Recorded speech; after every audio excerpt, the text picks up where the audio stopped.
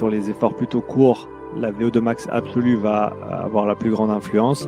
Et plus tu rallonges le temps d'effort, et plus c'est plus ta VO2 max maintenant, mais c'est quel pourcentage de ta VO2 max tu peux maintenir pendant de longues périodes qui va avoir une influence sur tes performances. Salut à toi, je suis heureux de te retrouver pour un nouveau numéro du Let's Try Podcast, le podcast 100% consacré à la pratique et à la communauté du trail running. Et dans cet épisode sous format demande conseil, je pense que vraiment on peut définitivement dire que c'est les formats d'épisodes que vous appréciez le plus, en tout cas ceux qui sont le plus écoutés. Et bien dans un format demande conseil un peu particulier, oui encore un épisode un peu particulier comme d'habitude, mais là je vais vous présenter le sujet et les invités, juste après le remerciement habituel aux Patreon et Patreon qui nous ont rejoints récemment.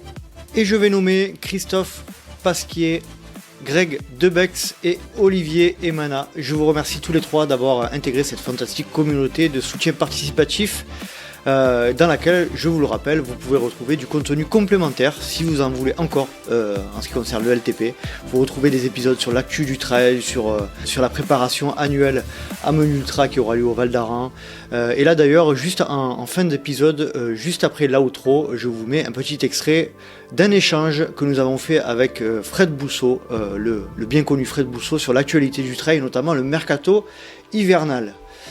Allez, passons maintenant à la présentation de nos invités du jour. Dans cet épisode, comme je l'ai indiqué sous le format demande conseil, j'ai souhaité parler de la VO2 max. La VO2 max, qu'est-ce que c'est, ce terme compliqué? Nous allons définir de manière générale ce qu'est ce terme assez complexe. Nous allons définir exactement à quoi il sert, comment le mesurer, quelles sont les unités, comment l'améliorer, et puis vous l'entendrez, nous allons partir en discussion autour de ce thème bien précis qui, vous allez le comprendre, a un intérêt tout particulier dans le cadre de la pratique des sports d'endurance et un peu moins, mais quand même, dans la pratique des sports d'ultra-endurance. Pour ce faire et pour échanger, j'ai fait appel à une des personnes qui a été le plus sollicitée et qui a rencontré le plus de succès à la suite d'un épisode, c'est Sean Seal. Sean Seal, c'est le coach préparateur physique qui détient la chaîne YouTube, le podcast Upside Strength et que vous appréciez. J'ai énormément de retours positifs sur cette chaîne qui démocratise de manière pédagogique les connaissances sur les sports d'endurance notamment. Donc n'hésitez pas à vous rendre sur les différents moyens de communication. Upside, UPSIDE, plus loin Strength, STRENGTH. Vous ne serez pas déçus, je vous le garantis. Et puis nous avons été également accompagnés par un des fidèles Patreons de la communauté qui est nul autre que Laurent Mossoto. Laurent Mossoto, c'est un ultra-trailer de bon niveau qui va apporter sa pierre à l'édifice de ce sujet qu'il connaît assez bien, puisque Laurent est un autodidacte dont les connaissances sont assez importantes et avec qui on échange énormément sur la communauté. Voilà, après cette longue introduction, je vous laisse profiter de cet échange, demande conseil sur la VO2 max avec Sean Seal et Laurent Mossoto. Bonne écoute. Salut Sean et salut Laurent, je suis très très heureux de vous retrouver sur le Let's Try Podcast. Déjà dans un premier temps, honneur au Patreon. Salut Laurent, comment vas-tu? Ça va très bien et puis je suis super content de participer à ce podcast sur quelque chose qui m'intéresse un tout petit peu, on va dire, les principes de l'entraînement. C'est ça. Tu es Patreon, tu es passionné d'entraînement, très curieux. Je crois même que tu suis aussi actuellement une formation de préparateur mental où tu vas commencer, je crois. Tu es ultra trailer. Ça commence en avril. Ouais. Tu es ultra trailer aussi, tu as un passé de cycliste. Voilà. Je t'ai un peu présenté à ta place, mais c'est un peu ça ton profil, quoi. Ouais, c'est un peu ça. J'ai fait du vélo pendant un moment. Après, j'ai fait un court passage en triathlon. Vraiment très obnubilé par la compétition parce qu'en vélo, je faisais presque plus de compétition que d'entraînement. Enfin, à l'entraînement, en tout cas, je faisais que de la zone 2 pour faire un clin d'œil à Sean parce qu'il y avait trop de compétition autour. Et puis, parmi l'équipe de vélo qu'on était, il y en a quelques-uns qui sont partis dans le trail. Et un jour, ils m'ont dit, viens, on fait le tour du Mont Blanc, tu vas voir, c'est sympa. Et j'ai découvert ce sport comme ça, voilà. Parfait. Bon, merci en tout cas Laurent pour ton soutien on est très heureux de t'accueillir dans l'épisode. Et salut Sean, eh ben, écoute, comment vas-tu? Et je tenais à te dire déjà que le précédent épisode qu'on a fait ensemble sur la zone 2 a été un véritable carton, donc merci à toi. Ça a été apparemment très très apprécié. Comment vas-tu Sean? Je vais bien, Nico. Je te remercie. Salut Laurent. C'est chouette d'être sur le podcast avec vous. Merci pour cette nouvelle opportunité d'échanger avec vous et avec la communauté. Je me réjouis de simplifier au maximum tous ces concepts d'entraînement et les rendre abordables. Et j'espère que les auditeurs et auditrices repartiront avec des éléments intéressants pour leurs entraînements. Nickel, nickel. Alors, pourquoi un épisode sur la VO2 Max? Déjà, dans un premier temps, on va expliquer tout ça, hein, n'ayez pas peur. Tu as fait... bon, toi, tu es un peu considéré comme pas le gourou, mais le défenseur de la zone 2. On en a parlé à de nombreuses reprises, mais tu fais beaucoup de contenu vidéo YouTube, sur ton blog aussi, on retrouve énormément de contenu simplifié, je l'avais déjà dit précédemment, que ce soit sur la FC Max, sur la VO2 Max, sur la puissance critique, etc. Et là, tu as sorti assez récemment ce que tu appelles le guide complet de la VO2 Max, qui est disponible, je mettrai le lien disponible sur les commentaires de l'épisode. Pourquoi t'as souhaité t'attarder, Sean, sur la VO2 Max? Je pense que c'est un élément de l'entraînement et de la physiologie de l'exercice parmi tant d'autres, mais c'en est un dont on parle assez souvent quand même. Mhm. Et j'ai pour objectif ces prochains mois de formaliser tous ces gros sujets avec des guides, des blogs, des articles et autres, et des vidéos comme tu l'as mentionné. Et donc cet article sur la VO2 Max, c'était un peu un rite de passage. Je me devais de me replonger dans la littérature et d'essayer de synthétiser tout ce que je pouvais trouver au sujet de cette valeur ou ce terme, cette notion de la VO2 Max, pour la rendre accessible et pour faire en sorte qu'il y ait au moins une ressource qui recense toutes les différentes facettes de cet élément dont on parle souvent, mais que peut-être certains ont de la peine à définir correctement. Donc voilà, c'était le premier élan, c'était de formaliser, de simplifier, de synthétiser et de mettre à disposition cette ressource pour ceux qui sont intéressés. En tout cas, c'est très réussi. Laurent, tu confirmes les contenus que propose Sean sont de qualité et assez pédagogues, hein? Ouais, moi je suis assez fan, et surtout qu'en plus Sean il vient d'un autre sport. Et j'ai toujours trouvé que dans le monde du trail, en tout cas surtout moi je considère que le trail c'est la longue distance, parce qu'à partir du moment où on fait 20 km ça commence à faire long, surtout si on parle en heures. Et dans le CrossFit il y a quand même une grosse partie de la force qui est régulièrement mise en avant sur les propos de Sean. Et pour moi, le trail, ça reste quand même un sport où la force est vraiment importante, et surtout l'endurance de force. Alors, ne serait-ce que pour pouvoir limiter les blessures, mais si on parle uniquement en dénivelé, imaginons que je fasse des pas de 1 mètre sur 7000 mètres de dénivelé, ça veut dire que je soulève 7000 fois mon corps de 1 mètre. Donc, pour moi, la part de force, elle est importante. Donc, c'est comme ça que j'en suis venu à m'intéresser à d'autres sports qu'au trail, et que je suis tombé sur Sean. L'avantage, c'est qu'il n'y a pas besoin d'être docteur en physiologie pour comprendre ses propos. Et qu'il y a beaucoup de bon sens derrière. Donc, j'étais assez content de découvrir l'intégralité de ce qu'il propose sur ce site. Merci, Laurent. Très, très clair. Je t'en prie. Je partage beaucoup l'avis de Laurent. Donc, pourquoi la VO2 Max? Parce que effectivement, c'est un concept qui est souvent évoqué dans les discussions liées à l'entraînement, etc. On simplifie un petit peu en disant que c'est la cylindrée du moteur, du sportif, etc. On va rentrer dans le détail de tout ça, mais avant tout, Sean, est-ce que tu peux nous expliquer d'où vient la VO2 Max, l'origine du concept, quand est-ce qu'elle a été mesurée la première fois? Voilà, est-ce que tu peux nous expliquer un petit peu historiquement, nous la resituer un peu dans le contexte des études scientifiques liées au sport, ou pas d'ailleurs. Alors pour les personnes qui ont mon article devant les yeux, si je me trompe sur les dates, vous avez le droit de me pointer du doigt. Je l'ai pas relu récemment. De tête, c'est 1926. Tu me corriges si c'est faux. c'est Archibald Hill notamment qui a été un des premiers à mesurer cette 1923. valeur de 23, on n'était pas trop loin. 1923, la première fois qu'on a mesuré cette valeur de VO2, cette consommation d'oxygène à l'effort. Et déjà à l'époque, 100 ans, ça fait 100 ans maintenant que ce phénomène a émergé. Et déjà à l'époque, ils avaient une très bonne compréhension théorique du fonctionnement du corps et l'implication de ce système aérobie, cette utilisation de l'oxygène qui est vraiment une pièce maîtresse du fonctionnement du corps humain. Sans oxygène, on ne peut pas exister. Et c'est vraiment c'est vraiment un point central. Et bien sûr, on peut pousser cette notion jusqu'à l'extrême dans le sens où lorsqu'on fonctionne à très haut régime, on va consommer beaucoup plus d'oxygène et c'est notamment cette notion de VO2 max qui l'exprime. Très clair. Est-ce que tu peux nous expliquer un petit peu la définition de cette VO2 max, un peu simplifiée, à quoi ça correspond? Alors déjà, dans un premier temps, est-ce qu'on dit la VO2 max? Est-ce qu'on dit le VO2 max? Je crois que toi, tu utilises rien devant, tu dis souvent VO2 max pour simplifier. Je pense que tu as raison d'ailleurs. Mais bon, vu que c'est un volume, je pense qu'on peut dire le.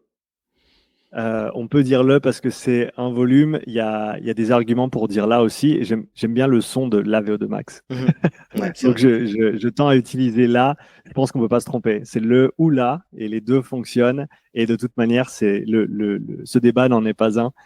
C'est vraiment, on est même au-delà de la sémantique. On va dire du choix personnel. Donc moi je dis la VO2 max, mais tout un chacun peut choisir ce qu'il veut utiliser devant.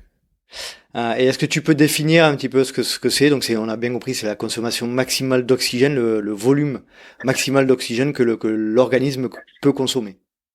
Ouais, c'est ça, et ça s'exprime en deux unités. Une qui est une unité dite absolue, c'est-à-dire qu'on va mesurer les litres d'oxygène consommés par minute. Donc c'est ça, hein, c'est un volume d'oxygène qui est consommé, qui est utilisé par unité de temps, ici par minute. Et on a une mesure dite relative où on va prendre en compte le poids de corps de la personne. Donc les litres par minute, on va les diviser par les kilos du poids de la personne, ce qui va nous donner des millilitres par kilo par minute. Et c'est cette valeur qu'on voit le plus souvent d'ailleurs mentionnée. Et comme tu l'as bien dit, cette VO2 max, c'est la consommation maximale d'oxygène, c'est-à-dire que si on fait un test progressif, si on fait un test d'effort pour cadrer un petit peu la chose, à chaque palier incrémental, la VO2, donc la consommation d'oxygène, va augmenter progressivement. Et ce qui est intéressant, c'est qu'elle va augmenter de manière linéaire. C'est-à-dire que si on met sur l'abscisse, sur l'axe des X, les différents paliers avec par exemple des allures de course, pour prendre un exemple course à pied, et sur l'ordonnée, sur l'axe des Y, on va mettre la VO2, ce qu'on va trouver, c'est une ligne droite qui monte. C'est-à-dire qu'on a une linéarité de cette augmentation de la VO2 avec chaque palier supplémentaire, on a un petit peu plus d'oxygène qui est consommé jusqu'à ce qu'on arrive à ce qu'on appelle la VO2 max, c'est-à-dire un plateau qui va se former sur cette droite qui montait auparavant. Pourquoi un plateau? Parce qu'arrivé à une certaine intensité, malgré le fait qu'on court plus vite ou qu'on essaye d'aller plus fort, notre consommation d'oxygène ne va pas pouvoir augmenter plus. D'où le terme VO2 max. Et pour ceux qui aiment bien être pointilleux avec les termes, techniquement, la VO2 max, elle est mesurée sur un test continu où tu as un incrément de vitesse ou de puissance si on est sur vélo en continu. Et lorsqu'on a un plateau qui se dessine alors qu'on continue d'augmenter soit l'allure, soit la puissance, on peut déterminer on peut dire que cette valeur est la VO2 max. Et la petite distinction, c'est que lorsqu'on mesure une consommation d'oxygène en dehors de ce protocole très cadré, on va plutôt appeler ça une VO2 pic, qui est simplement la VO2 maximale qui a été mesurée durant cet effort ou durant cet intervalle ou durant cet entraînement, mais qui ne vient pas directement de ce protocole très, on va dire, cadré. Donc voilà, pour la petite technicité pour ceux que ça intéresse. Très clair. Donc la VO2 max mesurable en laboratoire avec un test à l'effort incrémental avec mesure des échanges gazeux, de la consommation d'oxygène avec un masque. Je crois qu'il y a les protocoles sont assez... ce que tu dis dans l'article d'ailleurs, c'est que le gold standard actuel pour déterminer la consommation maximale d'oxygène, c'est établi par l'ACSM et avec des critères bien spécifiques. Donc un test cardio-respiratoire incrémental de 6 à 12 minutes, des paliers de 3 minutes ou plus, une modalité qui emploie plus de 50% de la masse musculaire totale du corps, avec des critères d'épuisement là encore bien spécifiques, un plateau de VO2 atteint malgré une augmentation de l'intensité, un plateau de FC max, donc de fréquence cardiaque maximale atteint malgré une augmentation de l'intensité, une concentration, on va rentrer un peu dans le détail, mais c'est intéressant de voir que le protocole est assez strict. La concentration de lactate qui excède 8 mmol par litre, la perception de l'effort qui excède 17 sur 20 sur l'échelle de Borg, et le pic du ratio d'échange ventilatoire qui excède 1.10. Donc on va pas rentrer trop dans les détails de tout ce que je viens de dire. Par contre, on voit que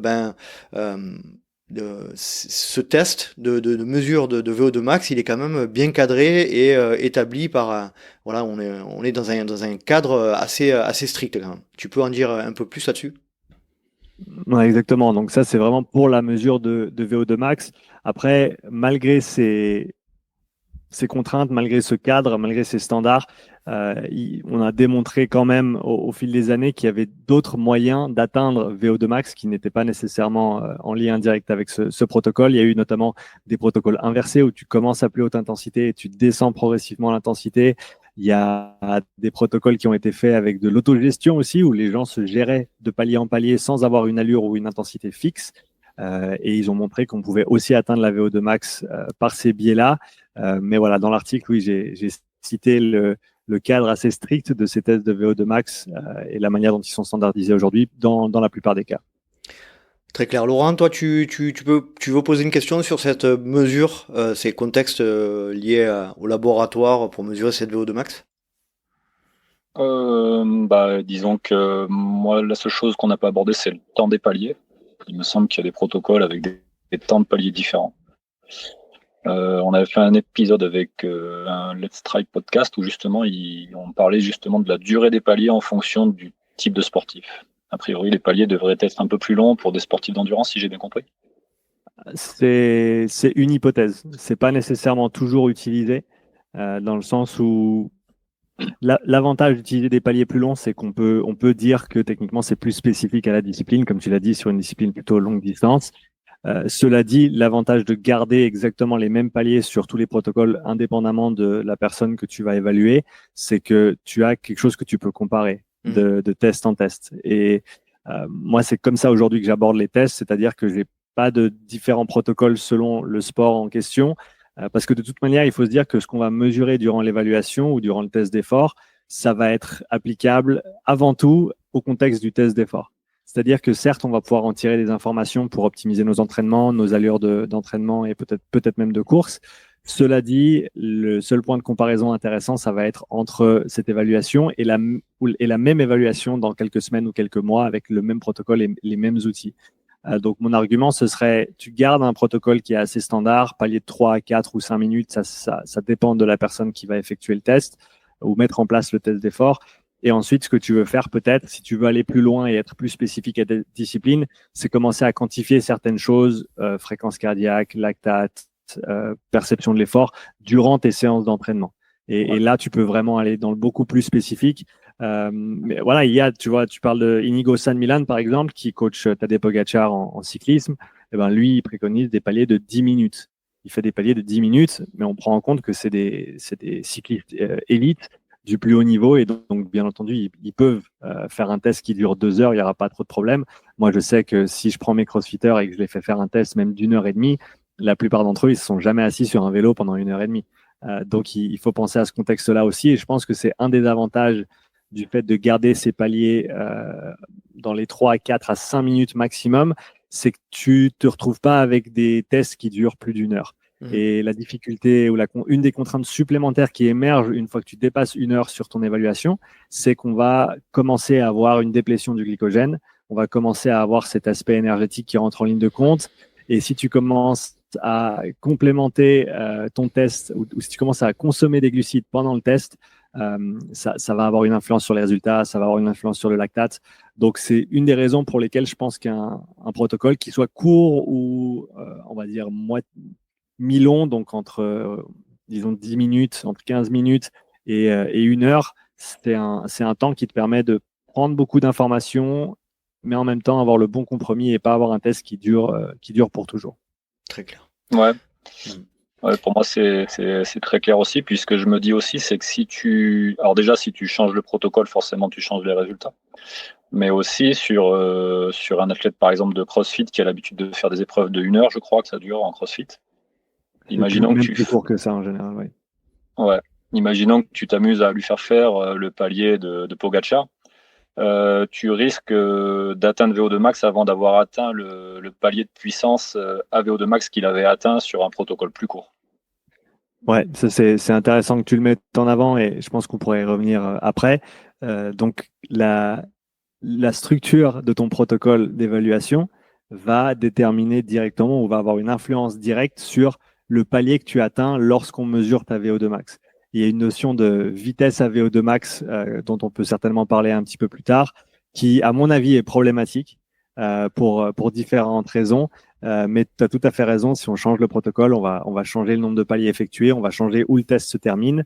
Et c'est voilà, une des raisons pour lesquelles garder un protocole qui soit standardisé et toujours utiliser le même, ça a quand même ses avantages. On va rester sur la partie plutôt générale de la VO2 max. Est-ce qu'on peut, Sean, est-ce qu'on peut l'estimer, cette VO2 max, par tout autre moyen que ce fameux test en laboratoire? Il y a plein de calculs qui l'estiment, mais après, c'est comme toute estimation sur de la physio. À mon avis, ça vaut même pas vraiment la peine de l'estimer, dans le sens où tu as meilleur temps juste de savoir ce qui se passe au niveau de tes performances que d'essayer d'estimer une VO2 max. Si tu veux une VO2 max, tu vas la mesurer. Calculer une VO2 max, ça a littéralement aucun intérêt parce que la valeur de VO2 max en elle-même te donne pas plus d'informations que voilà la taille de ta VO2 max. Et à partir de là, si on a d'autres informations, on va pouvoir l'utiliser de manière assez pertinente. Mais voilà, le chiffre, ton score te donne pas grand-chose à faire. Ça te donne juste un score. Donc dans ce cadre-là, je préfère soit la mesurer, soit ne pas trop s'en soucier, parce que si on la mesure pas, on n'a pas vraiment d'intérêt à la connaître. Alors justement, mais c'est une transition toute trouvée. Est-ce que tu dis que ça n'a pas réellement d'intérêt de la savoir, mais en tout cas, quel est l'intérêt de la développer, pardon. On dit souvent que la VO2 max c'est la cylindrée du moteur. On imagine par rebond que si plus on a une cylindrée du moteur élevée et plus on pourra être puissant, rapide, etc. Ce qui n'est pas forcément toujours le cas, mais quel est l'intérêt vraiment de développer cette VO2 max, d'avoir une grosse VO2 max ou de la maintenir tout du moins dans le cadre des sports? Je pense qu'il y a disons 3 axes principaux. Le premier, c'est qu'on sait que la VO2 max est un prérequis pour performer en sport d'endurance. C'est-à-dire que une fois que tu es à haut niveau et que tu as une grande VO2 max, c'est pas garanti qu'avec une grosse VO2 max toute seule, tu puisses juste gagner. Il y a d'autres facteurs et on en parlera après. Mais si tu n'as pas une VO2 max considérable, tu ne vas pas pouvoir rivaliser avec les meilleurs. Ça, c'est important de le dire. Donc, d'un point de vue des performances, si quelqu'un a une VO2 max qui a encore de la marge de progression, ça vaut la peine de la travailler parce que ça va nous permettre d'augmenter nos performances en endurance. Deuxième volet, on a ce qui tient de la santé, tout simplement. La VO2 max, c'est souvent utilisé comme un indicateur de santé cardiovasculaire, cardio-respiratoire, et ça, on le voit. Hein, et c'est une des raisons pour lesquelles ce concept de VO2 max est si populaire, c'est qu'il est intéressant à utiliser autant du côté de la performance sportive que de la santé. Du bien-être. Donc, ouais, exactement. Donc, voilà, augmenter sa VO2 max, ça veut aussi dire avoir un impact positif sur sa santé. Et finalement, pourquoi la développer? On a dit, hein, c'est un facteur déterminant ou c'est un prérequis pour la performance en endurance. Et de mon point de vue, même si on ne pratique pas un sport d'endurance, développer sa VO2 max, ça va avoir l'avantage de nous donner une meilleure récupération, une meilleure capacité de travail. Je pense que ça, c'est une des choses que je ressors le plus de cette VO2 max, c'est un proxy pour la capacité de travail, ta tolérance d'entraînement. Donc, si tu as une faible VO2 max, tu vas avoir de la peine à t'entraîner beaucoup et souvent et fort. Alors que si tu as une grande VO2 max, ça va te permettre de t'entraîner plus souvent, plus fort et de récupérer plus rapidement. Et on le sait, hein, et surtout pour le trail, vous le savez mieux que moi, le volume joue énormément.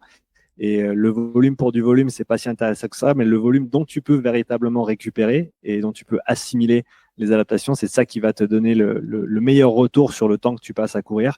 Et donc voilà, avoir une meilleure VO2 max, c'est aussi ça, c'est pouvoir s'entraîner plus et mieux. Très clair. Les estimations de VO2 max qu'on trouve sur les montres actuelles aujourd'hui, j'ai vu que tu avais partagé également dans l'article un post sur X, là, sur anciennement Twitter, d'Alan Cousens qui disait que il fallait faire attention aux estimations de VO2 max sur les montres. Tu peux nous en dire quelques mots là-dessus? De ce que j'ai pu trouver au niveau des algorithmes et de la manière dont cette VO2 max est calculée, elle va bien entendu prendre en considération sur les montres toutes les données d'entraînement qui sont à disposition sur l'appareil. Donc, on a les fréquences cardiaques, les allures de course ou les puissances pour ceux qui font du vélo. Et c'est à partir de ça que leurs algorithmes ils vont déterminer ou estimer une VO2 max. De ce que j'ai pu voir, des gens que j'ai pu tester, par exemple, qui sont venus faire un test d'effort avec moi et qui avaient une Garmin et qui avaient une VO2 max estimée, en général, on est plutôt proche. En général, je dirais que les algos, ils s'en sortent pas trop mal aujourd'hui avec ça. Et le petit bémol dont il faut prendre compte, c'est que si on a un entraînement qui est, disons, pas réparti de manière ordinaire, c'est-à-dire une proportion de basse intensité et une proportion de haute intensité, si on n'a que de la basse intensité ou si on n'a que de la haute intensité, ben bien entendu, ça va biaiser les mesures qui sont disponibles dans l'appareil. Donc, si tu es que à basse intensité, ta FC, elle ne monte jamais. Si tu es que à haute intensité, ta FC, elle est tout le temps haute. Et ça va avoir une influence sur les algorithmes. Et donc, je dirais que les meilleures estimations vont être celles pour les personnes qui ont cet entraînement qui est réparti de manière, alors pas égale, mais vraiment voilà, une distribution normale, on va dire, de basse et de haute intensité et qui ne se cantonne pas simplement à l'une ou l'autre de ces pratiques. Moi, pour donner mon retour d'expérience, c'est je confirme que la valeur donnée par la montre de VO2 max est assez proche, effectivement, à deux près, hein, par rapport à ce que j'ai pu mesurer en laboratoire. Vas-y, Laurent. Oui, non, je mets une petite touche humoristique parce que moi j'ai fait 3 mois avec des pistards sur un stade d'athlée et ma VO2 max est vachement montée sur ma montre, hein, en tout cas. Plus enfin, en tout cas, j'étais très content. Et je sais que quand je vais faire 3 ou 4 semaines de gros volume à l'approche des compétitions, elle a tendance à se ramasser puisque les vitesses en trail sont tout de suite beaucoup plus faibles, quoi. Mais bon, c'est plus pour la blague, hein, ça dépend du sport, bien sûr. Tout à fait. Mais on voit quand même que ça a quand même il y a une certaine cohérence, on va dire. C'est pas complètement déconnant, je trouve. Non, c'est ça. Très clair. Quels sont les facteurs limitants de cette VO2 max? Je t'en parle encore une fois dans cet article très complet. Est-ce que tu peux nous établir un petit peu ce qui peut limiter cette VO2 max? Donc, ce qui est intéressant pour se rendre compte des facteurs limitants potentiels de la VO2 max, c'est de comprendre le cheminement de l'oxygène. Donc, pour faire simple, l'oxygène, il commence dans notre environnement, dans l'air autour de nous qu'on respire. Il va rentrer dans les poumons. Au niveau des poumons, on va avoir ce qui se passe. On va avoir l'échange gazeux, c'est-à-dire l'échange de l'oxygène vers le sang et le CO2, le dioxyde de carbone qu'on a produit dans nos muscles qui va ressortir. Donc, cet échange-là qui se crée. Les globules rouges qui vont prendre le relais et qui vont prendre au vol cet oxygène. Et l'analogie que j'aime bien utiliser, c'est celle des taxis. C'est-à-dire que l'hémoglobine, qui est dans les globules rouges et qui transporte l'oxygène, c'est comme un taxi. Et le taxi, il vient chercher les passagers au poumon et il amène ces passagers vers les tissus, vers les muscles, vers les organes vitaux. Et donc, on a ce sang qui transporte l'oxygène depuis les poumons vers la périphérie ou vers les tissus qui en ont besoin. Une fois arrivé au tissu, prenons le quadriceps pour faire simple et prendre le contexte qui va parler au trailer. Ben, quand l'oxygène arrive dans tes muscles, dans tes jambes, on a un nouvel échange qui se fait entre le sang et cette fois-ci les cellules, les muscles en eux-mêmes, dans ce qui s'appelle les capillaires musculaires. C'est comme les places de parc à l'aéroport. Donc les taxis, ils arrivent, ils déposent leurs passagers à l'aéroport pour qu'ils aillent prendre leur avion. Ben là, c'est l'hémoglobine qui vient déposer l'oxygène pour qu'elle rentre dans le muscle. Une fois dans le muscle, on a ce qui s'appelle les mitochondries qui nous permettent d'effectuer la respiration cellulaire. Donc, c'est intéressant de se dire que l'humain, en lui-même, de lui-même, ne respire pas. il ventile, c'est-à-dire qu'il bouge de l'air pour faire rentrer de l'air dans ses poumons et pour le faire ressortir. Et techniquement, la mitochondrie, elle respire. Parce que c'est la mitochondrie elle-même qui utilise l'oxygène. Si on n'avait pas de mitochondrie, on ne saurait pas quoi faire de cet oxygène, on ne pourrait pas l'utiliser. L'oxygène est un poison sans la présence de ces mitochondries. Et le seul endroit où on peut utiliser cet oxygène, c'est dans les mitochondries. Et c'est à ce niveau-là qu'on va utiliser donc cet oxygène pour alimenter le travail mécanique, le maintien des structures cellulaires, etc. Et pour revenir à ta question, au niveau des facteurs limitants, on va avoir ces différents facteurs qui se présentent sur ce cheminement. On a donc les poumons qui peuvent être un facteur limitant dans certains contextes au niveau de cet échange gazeux et cette oxygénation du sang, si on veut parler comme ça. Donc le volume des poumons, du coup, la capacité pulmonaire. Alors, c'est techniquement pas le volume en lui-même qui va limiter cet aspect de VO2 max, c'est plutôt la capacité du poumon à faire passer l'oxygène depuis le poumon jusque dans le sang. D'accord. Et il y a des contextes un petit peu spécifiques en altitude pour des athlètes de très très haut niveau avec un débit cardiaque énorme, ce qui fait qu'au final, rappelle-toi de l'analogie du taxi, cette hémoglobine qui vient chercher l'oxygène dans les capillaires pulmonaires. Et dans les athlètes qui ont un débit cardiaque très très élevé, on parle de l'ordre de 40 litres par minute, si je ne me trompe pas. Ce qui se passe, c'est que le temps de transit de l'hémoglobine, du globule rouge dans les capillaires pulmonaires est tellement faible que le taxi a même pas le temps d'ouvrir la porte pour laisser rentrer le passager. En gros, c'est un petit peu ça le schéma. Et donc, dans ces situations assez particulières, on peut avoir une limitation au niveau pulmonaire où on n'arrive pas à complètement recharger son sang en oxygène. Donc ça peut être un des facteurs limitants. Mais c'est clairement pas le facteur principal. Le deuxième, ça va être la capacité de transport de l'oxygène dans le sang. Donc, à ce niveau-là, il y a des choses qu'on peut faire, bien entendu, avec l'entraînement pour améliorer cette capacité de transport. Mais le facteur premier qui limite et qui influence, on va dire, la VO2 max, c'est le débit cardiaque. Combien de sang ton cœur peut éjecter par seconde, par minute? Et ça, c'est vraiment le facteur le plus important dans la VO2 max. Après, on a bien entendu l'aspect capillaire, donc la décharge de l'oxygène vers les muscles, parce que plus tu as de capillaires, plus tu as de place de parc pour les taxis et plus tu peux décharger de passagers rapidement. Et finalement, on a cet aspect d'utilisation de l'oxygène, donc au niveau des mitochondries en elles-mêmes, qui respirent véritablement. Ça peut être un facteur qui est amélioré également, même si c'est pas le facteur principal. Bon, okay, on voit qu'il y a quand même plusieurs paramètres qui sont limitatifs dans le cadre de la VO2. Vas-y, Laurent. Ouais, non, mais du coup, je me dis que le nombre, ou je sais pas si c'est en nombre ou si c'est en concentration cellulaire de mitochondries est important aussi. Absolument. Et donc, ça m'amène à penser qu'il n'y a pas que le travail à VMA qui permet d'augmenter la VO2 max, puisque la zone 2 semble être l'un des meilleurs moyens d'augmenter cette concentration en mitochondries. Exactement, tu m'as devancé Laurent, tu as bien fait. Donc c'est bien que tu aies posé cette question. Les mitochondries, on les exprime en général en volume density, en volume densité. Okay. Donc c'est une mesure un petit peu particulière, mais voilà, en gros, c'est combien de place prennent les mitochondries, ce réseau de mitochondries dans la cellule, et aussi la densité de la mitochondrie. Et il y a deux facettes de la mitochondrie. Et je vais vite ramener ça à l'entraînement après. Il y a deux facettes de la respiration cellulaire. Il y a ce qu'on appelle la capacité mitochondriale, donc le volume total de mitochondries que tu as. Donc, plus le réseau est grand et plus ta capacité mitochondriale est importante. Et comme tu l'as dit, ça s'est principalement développé via le volume d'entraînement. Et la zone 2, ce qui est génial, c'est qu'on peut faire beaucoup de volume à un coût très très bas. C'est un de ses intérêts principaux.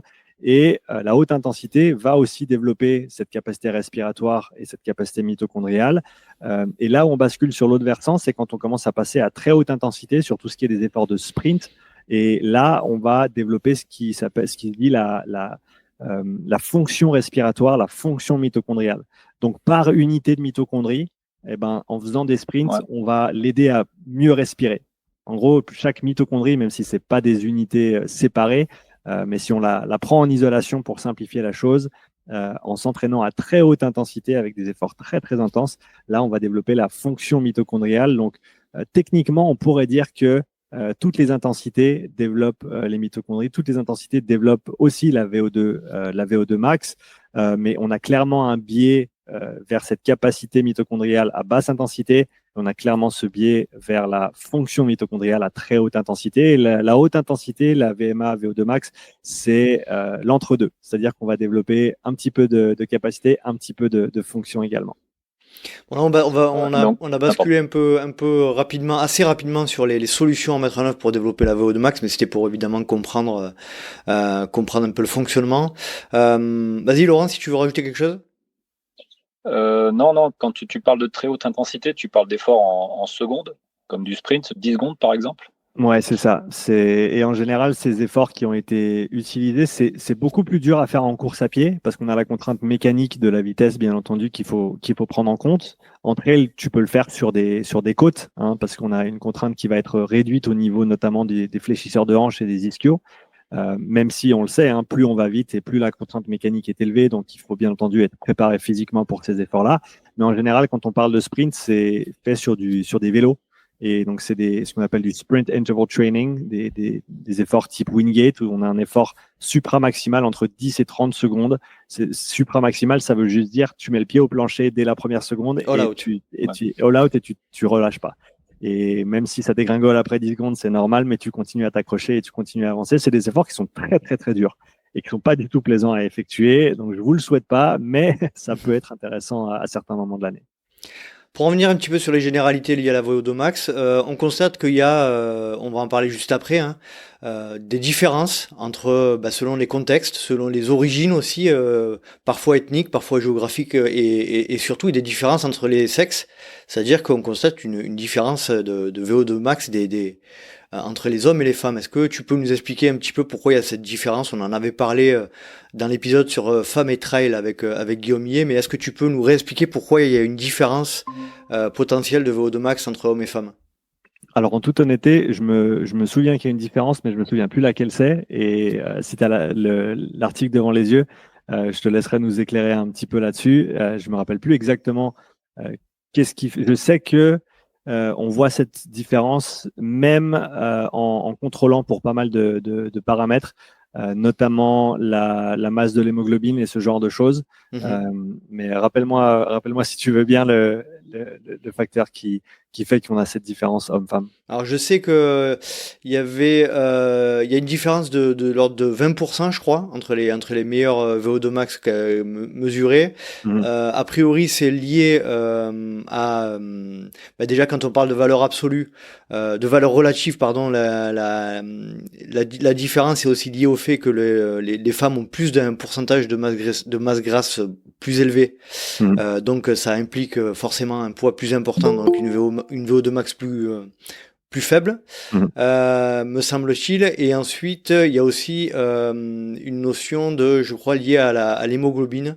Mais ça, je m'en rappelle plus exactement. Ouais. Alors, moi, je m'en rappelle. Merci de me l'avoir ramené et rappelé. On a une différence qui est non négligeable entre les hommes et les femmes en quantité d'hémoglobine dans le sang. Donc, par litre de sang, on n'a pas les mêmes concentrations entre les hommes et les femmes.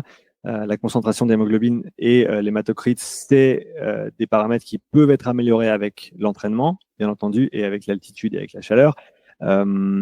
Et c'est une des différences immuables entre les hommes et les femmes. De base, on n'a pas cette même concentration, chose qui va influencer directement la VO2 max. On sait aussi que les femmes, même à toute chose égale, ont un système respiratoire qui va être légèrement plus petit que celui des hommes aussi.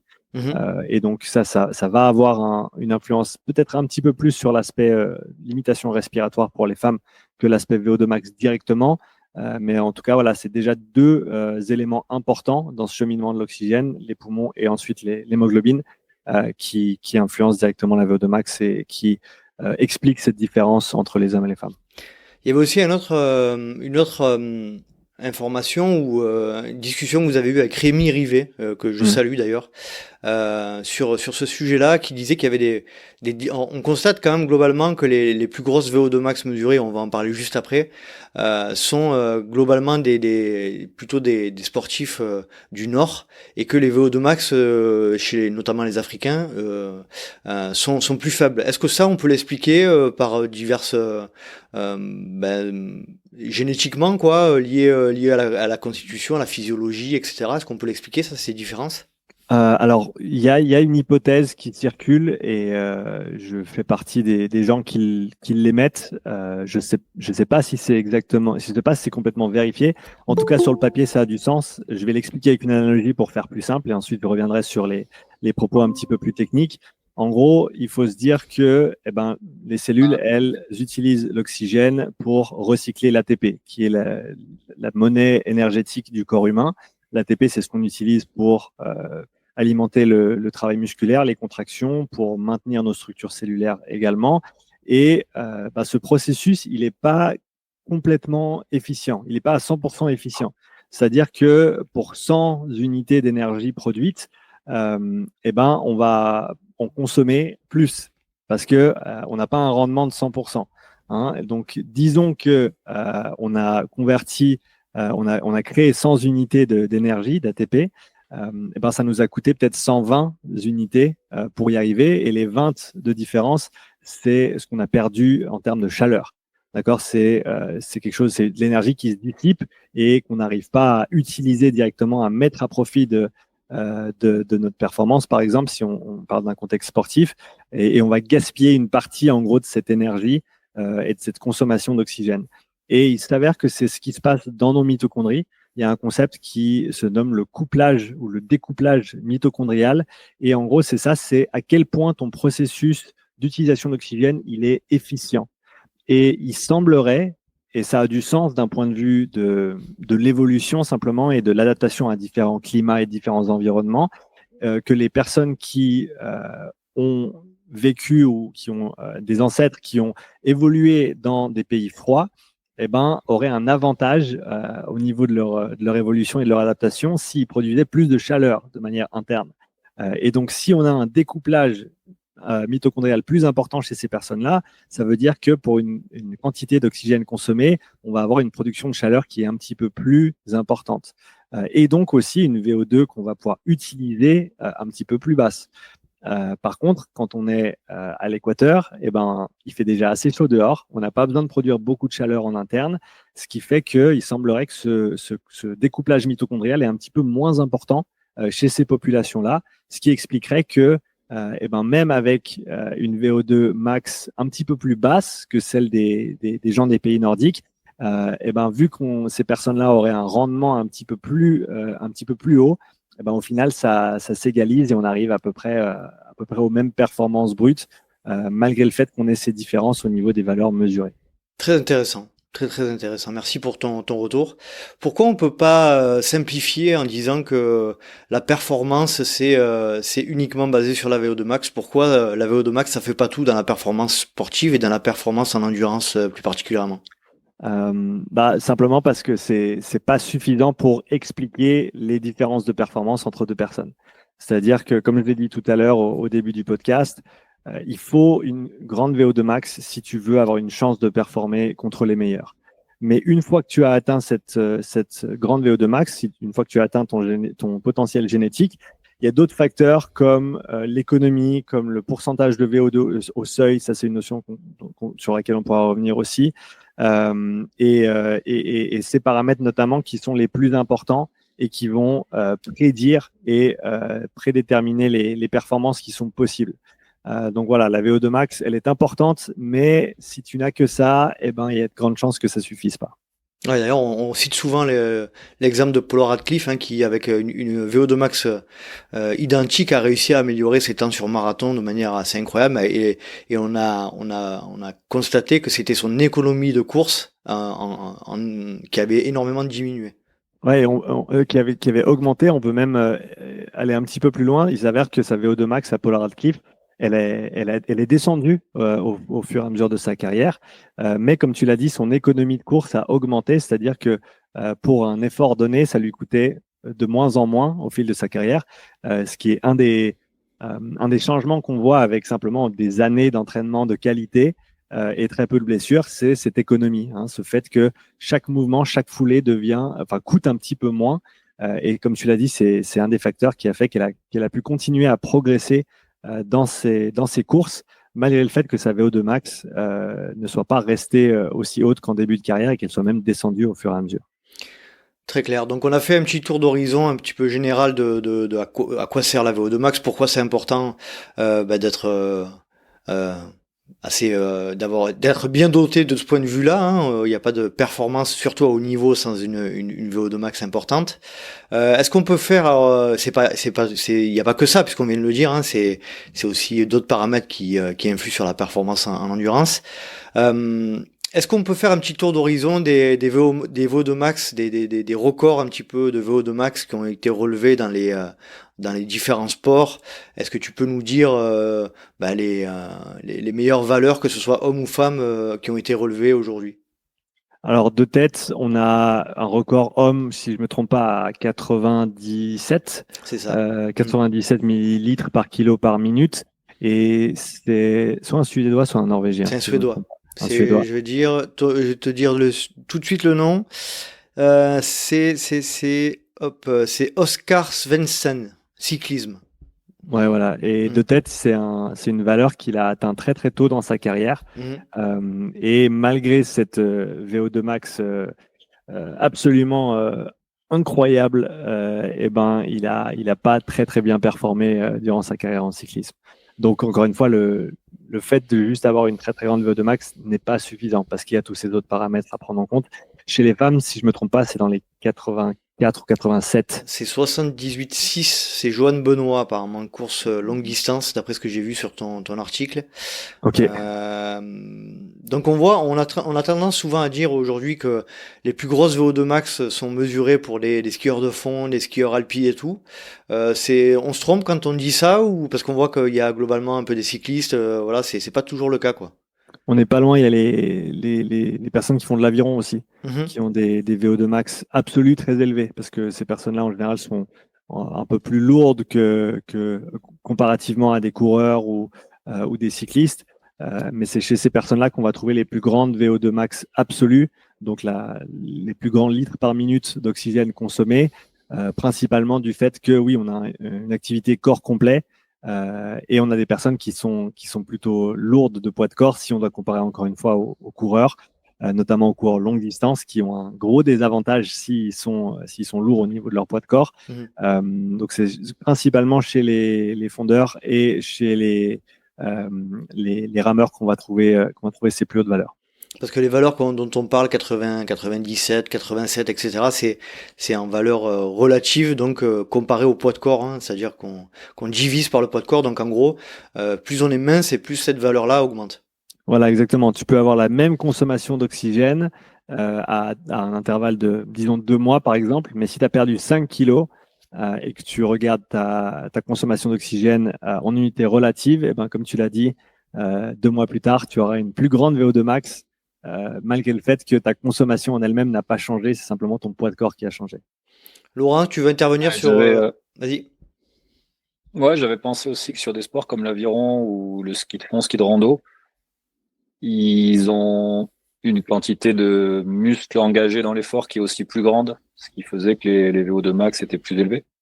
Exactement. Ce qui voudrait dire que chez un même athlète, si je garde le même poids en diminuant par exemple la masse grasse, mais que j'augmente la masse musculaire, est-ce que j'augmente aussi la VO2 max? C'était pas automatique, j'imagine.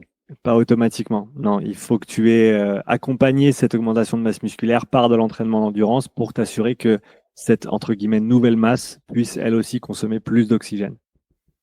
Donc ça revient à dire que la consommation d'oxygène est limitée par le plus petit maillon de la chaîne au final. On peut le schématiser comme ça, ouais. Je pense que ça fonctionne. Alors, est-ce que tu peux préciser ce que tu veux dire par le plus petit maillon de la chaîne, Laurent? Pour moi, la chaîne, elle part de l'orifice respiratoire jusqu'aux muscles, jusqu'à la mitochondrie, on va dire. Imaginons que je force un athlète à respirer dans une paille et que la paille fait 1 centimètre de diamètre. Déjà là, on a un problème au niveau du maillon, c'est-à-dire que le débit d'oxygène n'y sera pas. Si je lui greffe, on est vraiment dans la science-fiction, mais les poumons d'une grenouille, ça marchera pas non plus. Et même si au bout du compte, je lui mets des cellules du colibri, le plus petit maillon de la chaîne va limiter la consommation maximale d'oxygène. C'est-à-dire qu'il faut que de l'entrée de l'oxygène par la bouche ou le nez, donc de la respiration, de la ventilation, pour reprendre le terme de Sean, puisqu'on a vu qu'il y avait que la mitochondrie qui respirait, jusqu'à la mitochondrie, il faut que chacun des éléments soit, entre guillemets, optimisé pour avoir la VO2 max la meilleure possible. Ouais, c'est ça. Et le facteur que tu peux optimiser le plus et qui va faire la plus grande différence dans la majorité des cas, c'est le cœur, notamment la taille du cœur et sa capacité à éjecter des quantités de sang importantes. Ok. Très clair. J'aimerais qu'on parle des différentes modalités d'effort et de leurs influences sur la mesure de la VO2 max. Est-ce que si moi, par exemple, je suis trailer et que j'essaie de faire un test à vélo, un test à l'effort à vélo, sachant que je suis pas habitué à faire du vélo ou très peu, mes cellules, mon organisme n'est pas habitué à travailler de cette manière-là. Est-ce que forcément je suis limité dans le cadre de la modalité d'effort dans laquelle je suis pour mesurer cette VO2 max? Est-ce que un cycliste professionnel, par exemple, j'imagine que s'il fait un test à l'effort en vélo, il aura une VO2 max élevée, et si on le met à courir dans une modalité à laquelle il n'a pas l'habitude d'être, ça va forcément limiter sa VO2 max. Est-ce que j'ai bon ou pas? Je pense qu'on va dans la bonne direction. Donc, clairement, on a une influence de la modalité sur la VO2 max, tout comme on a une influence de la modalité sur la fréquence cardiaque maximale. C'est-à-dire qu'on ne va pas pouvoir attendre ou atteindre la même fréquence cardiaque selon si on fait du vélo, de la course à pied ou de la natation. Et oui, comme tu l'as dit, selon si tu es entraîné dans une modalité ou pas, tu vas avoir un potentiel d'exprimer cette grande VO2 max qui est plus importante. Mais on se rappelle que une des pièces maîtresses de cette VO2 max, c'est le cœur. Et le cœur, c'est un élément central, c'est-à-dire qu'il va alimenter les jambes comme le haut du corps. Et donc, même si tu n'es pas entraîné en course à pied, que tu es entraîné en vélo et que tu fais un test en course à pied, certes, tu n'auras pas nécessairement la capacité d'utiliser de manière aussi efficace l'oxygène que quelqu'un qui est habitué à courir. Et donc, il y a une certaine fréquence de contraction au niveau musculaire. On a les chocs aussi qui ont un impact, bien sûr, sur ce fonctionnement-là. Mais là où tu verras une plus grande différence même, c'est si tu essayes d'utiliser des muscles que tu n'as jamais entraînés. Alors, quand je dis jamais entraîné, c'est où tu n'as pas passé des heures chaque semaine à les travailler. Donc, par exemple, si on prend quelqu'un qui est entraîné en course à pied et qu'on lui fait passer un test sur ergomètre, mais haut du corps, donc un vélo à bras pour faire simple, on va clairement voir une limitation au niveau de ses membres supérieurs, c'est-à-dire que c'est ses bras qui vont entre guillemets exploser avant même qu'ils n'atteignent des fréquences cardiaques élevées. Et à ce niveau-là, sa VO2 max va clairement être limitée par l'aspect périphérique, donc par ses muscles directement. C'est là où on voit la plus grosse différence. Et ce qui est intéressant, c'est que tu vois chez les kayakistes, par exemple, qui sont bien sûr très entraînés au niveau de leur haut du corps, qu'ils atteignent des valeurs proches de 85%, si je ne me trompe pas, des VO2 max qui peuvent être mesurés en cyclisme, par exemple. Donc, on voit vraiment l'importance de ce cœur, cette pièce centrale qui vient alimenter les différents groupes musculaires. Je dirais que c'est peut-être une des manières de justifier l'entraînement croisé pour ces personnes qui font des sports haut du corps, est de quand même faire du vélo, parce que bien sûr, ça va solliciter plus de masse musculaire, donc plus de flux sanguin, donc une meilleure sollicitation du cœur et indirectement un bon transfert ensuite sur les modalités haut du corps par la suite. La question que je me pose, c'est si on mesure, on disait donc tout à l'heure que l'importance aussi de solliciter les plus possible de chaînes musculaires pour atteindre une VO2 max la plus élevée possible, si j'ai bien compris. Comment ça se fait du coup que certaines des plus grosses VO2 mesurées l'aient été en vélo, sachant qu'on n'utilise qu'une partie du corps, que le bas du corps? Je pense que ouais. Vas-y Laurent. Pardon, vas-y. Alors en vélo, en danseuse, on n'utilise pas forcément que le bas. Et puis il y a aussi une grosse partie des chaînes dorsales qui sont vraiment engagées, quoi. Ça pousse pas que du quadriceps. En danseuse, ouais, effectivement, je suis d'accord. Ouais. Alors pourquoi est-ce qu'on voit ça?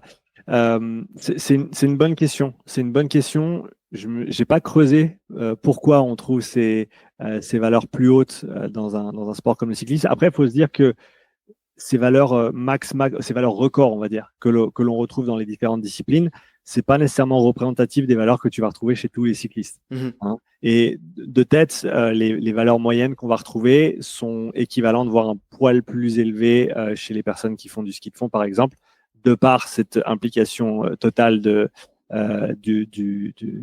différents groupes musculaires. Mais encore une fois, on joue un petit peu sur la ligne entre la VO2 max relative la plus élevée ou la VO2 max absolue la plus élevée, parce que ces deux valeurs vont être influencées par la masse corporelle, et selon la discipline sportive que tu vas pratiquer, ça va avoir une influence sur la manière dont ton corps est fait. Si tu vas être plutôt lourd, comme on a dit, pour les gens qui font de l'aviron, plutôt avantage à être léger pour les cyclistes et notamment les grimpeurs. Donc il y a aussi ce paramètre de poids de corps à prendre en compte quand on compare les différentes disciplines. Ouais, d'ailleurs, est-ce qu'il y a... Vas-y, Laurent. Je me dis que là, on parle d'aviron, ski de fond, vélo, et ce sont des sports qui sont portés. Est-ce que c'est peut-être aussi impliqué par le fait que, comme ce sont des sports portés, ils permettent de faire des monstrueux volumes d'entraînement? Du coup, c'est peut-être dans ces sports-là aussi, ça influence un peu le fait qu'on trouve de grosses VO2 max dans des sports portés. Je pense que ça joue clairement, ouais. Et c'est un très très bon constat, notamment par rapport à la course à pied, où comme tu l'as dit, ou comme tu l'as insinué, le volume d'entraînement, il n'est pas infini et il est grandement restreint par ta tolérance mécanique en fait à la charge de course à pied. Ce serait intéressant de voir si, par exemple, on faisait de l'elliptique à la place de la course à pied, si on pouvait tolérer un volume plus grand et de ce fait atteindre des VO2 max plus élevés parce qu'on a pu potentiellement doubler la quantité de travail effectué. Mais c'est un très bon constat et je pense que ça joue. Je pense que ça joue dans le sens où tu l'as mentionné, Laurent. Ok.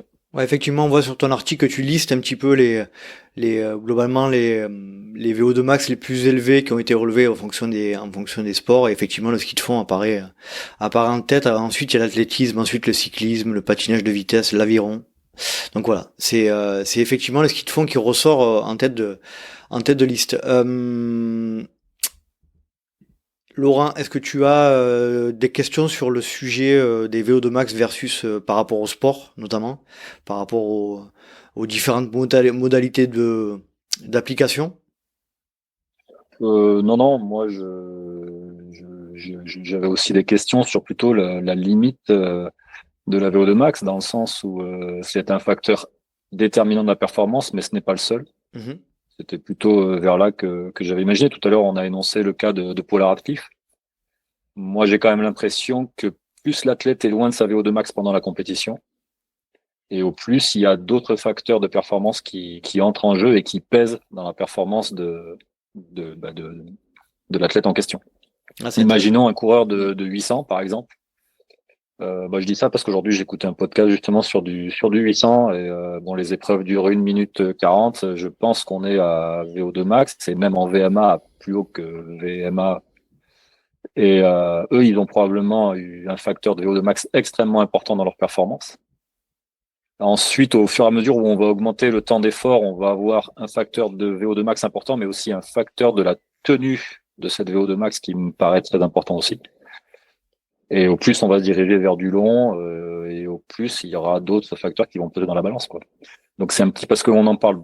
Moi, je sais que j'ai fait du vélo dans les années 90, la VO2 max, plus ou moins, on parlait que de ça. Mm-hmm. Et ça jaugeait, en fait, la valeur de l'athlète. Et puis, on se rend compte maintenant qu'il y a vraiment beaucoup d'autres paramètres qui entrent en jeu au fur et à mesure où on rentre dans des endurances longues, quoi, tout simplement. Ouais, et ce que tu as dit, c'est très très bien, c'est très très juste et c'est très très important à mettre en avant. Le fait que sur les efforts plutôt courts, la VO2 max absolue va avoir la plus grande influence. Et plus tu rallonges le temps d'effort, et plus c'est plus ta VO2 max maintenant, mais c'est quel pourcentage de ta VO2 max tu peux maintenir pendant de longues périodes qui va avoir une influence sur tes performances. Avec un exemple extrême, celui de Eliud Kipchoge, qui a techniquement une capacité de tenir un pourcentage extrêmement élevé de sa VO2 max pendant toute la durée de la course, pendant 2 heures d'effort. Et ça, c'est vraiment un facteur déterminant. Et je dirais que c'est une fois qu'on est passé au-delà de cette VO2 max en tant que valeur et en tant que unité à viser et essayer d'optimiser, c'est sur cette deuxième qu'on se replie, c'est ce qu'on appelle le pourcentage de VO2 max au seuil. Quand je dis seuil, je parle du deuxième seuil anaérobie pour certains.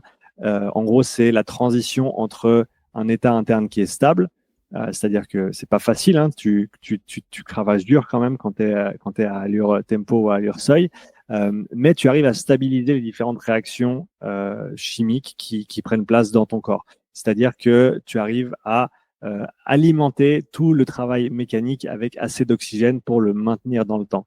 Et dès le moment où tu dépasses ce deuxième seuil, tu vas au-delà du deuxième seuil, on se retrouve dans ce qu'on appelle le domaine sévère. C'est là où se trouve la VO2 max, c'est là où se manifeste la VO2 max, c'est le travail de haute intensité, VMA, VO2 max, zone 5, etc. Et là, tu peux plus maintenir cette stabilité au niveau métabolique. Et donc voilà, le prochain delta, une fois qu'on a parlé de la VO2 max, c'est ce pourcentage de VO2 max.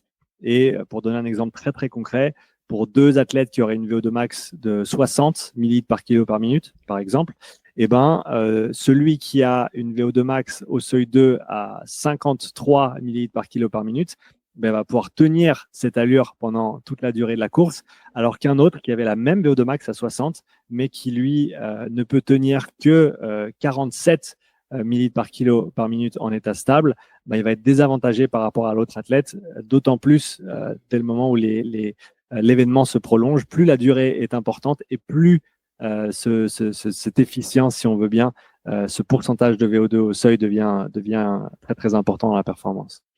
Et donc la question que je me pose du coup quand j'entends ça, c'est je me dis, est-ce que en travaillant la VO2 max, en l'augmentant, notamment on parle, si on se place d'un point de vue de planification de saison, nous avec Laurent on fait de l'ultra, si on part du principe que en hors saison, sur l'hiver on essaie de la travailler, donc la développer, est-ce qu'on a intérêt à le faire, sachant que derrière ça entre guillemets, ça décalerait toutes nos paramètres physiologiques, d'autant qu'est décalée la VO2 max.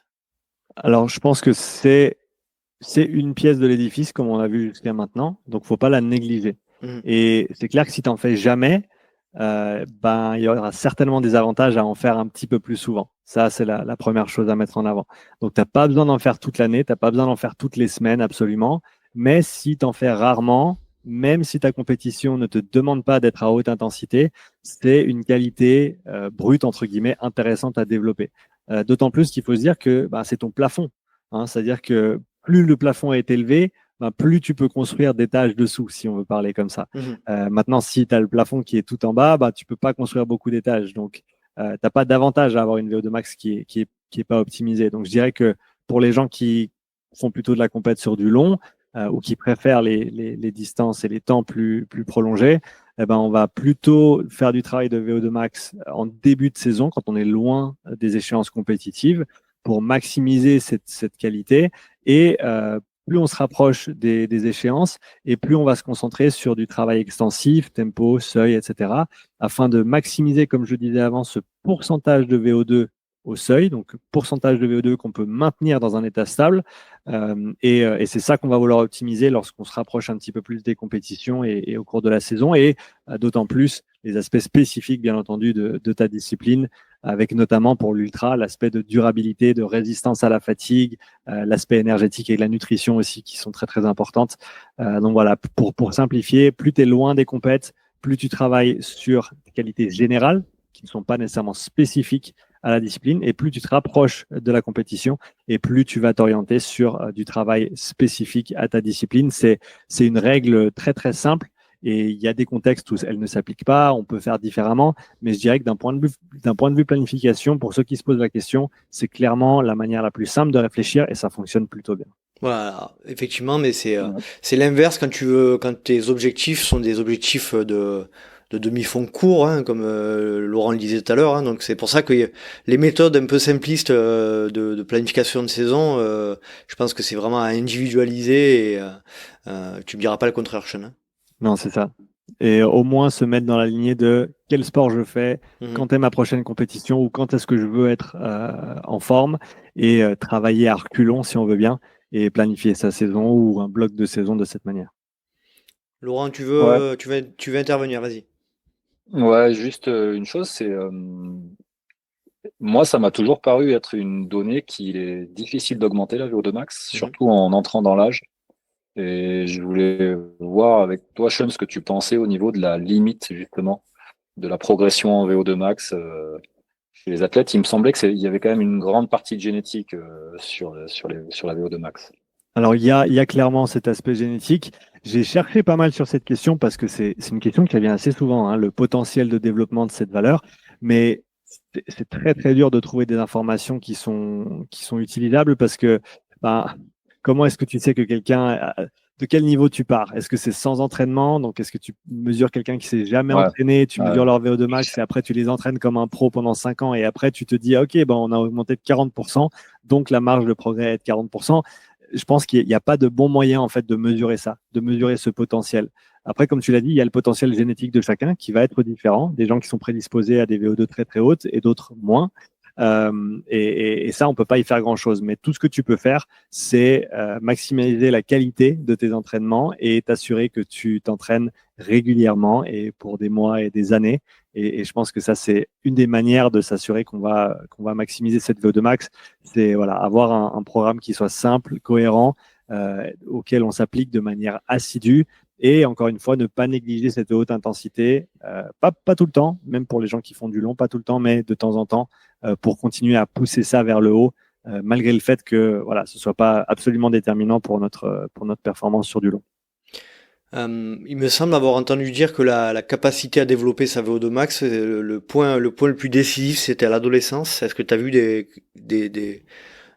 retours, des études qui mettaient ça en évidence?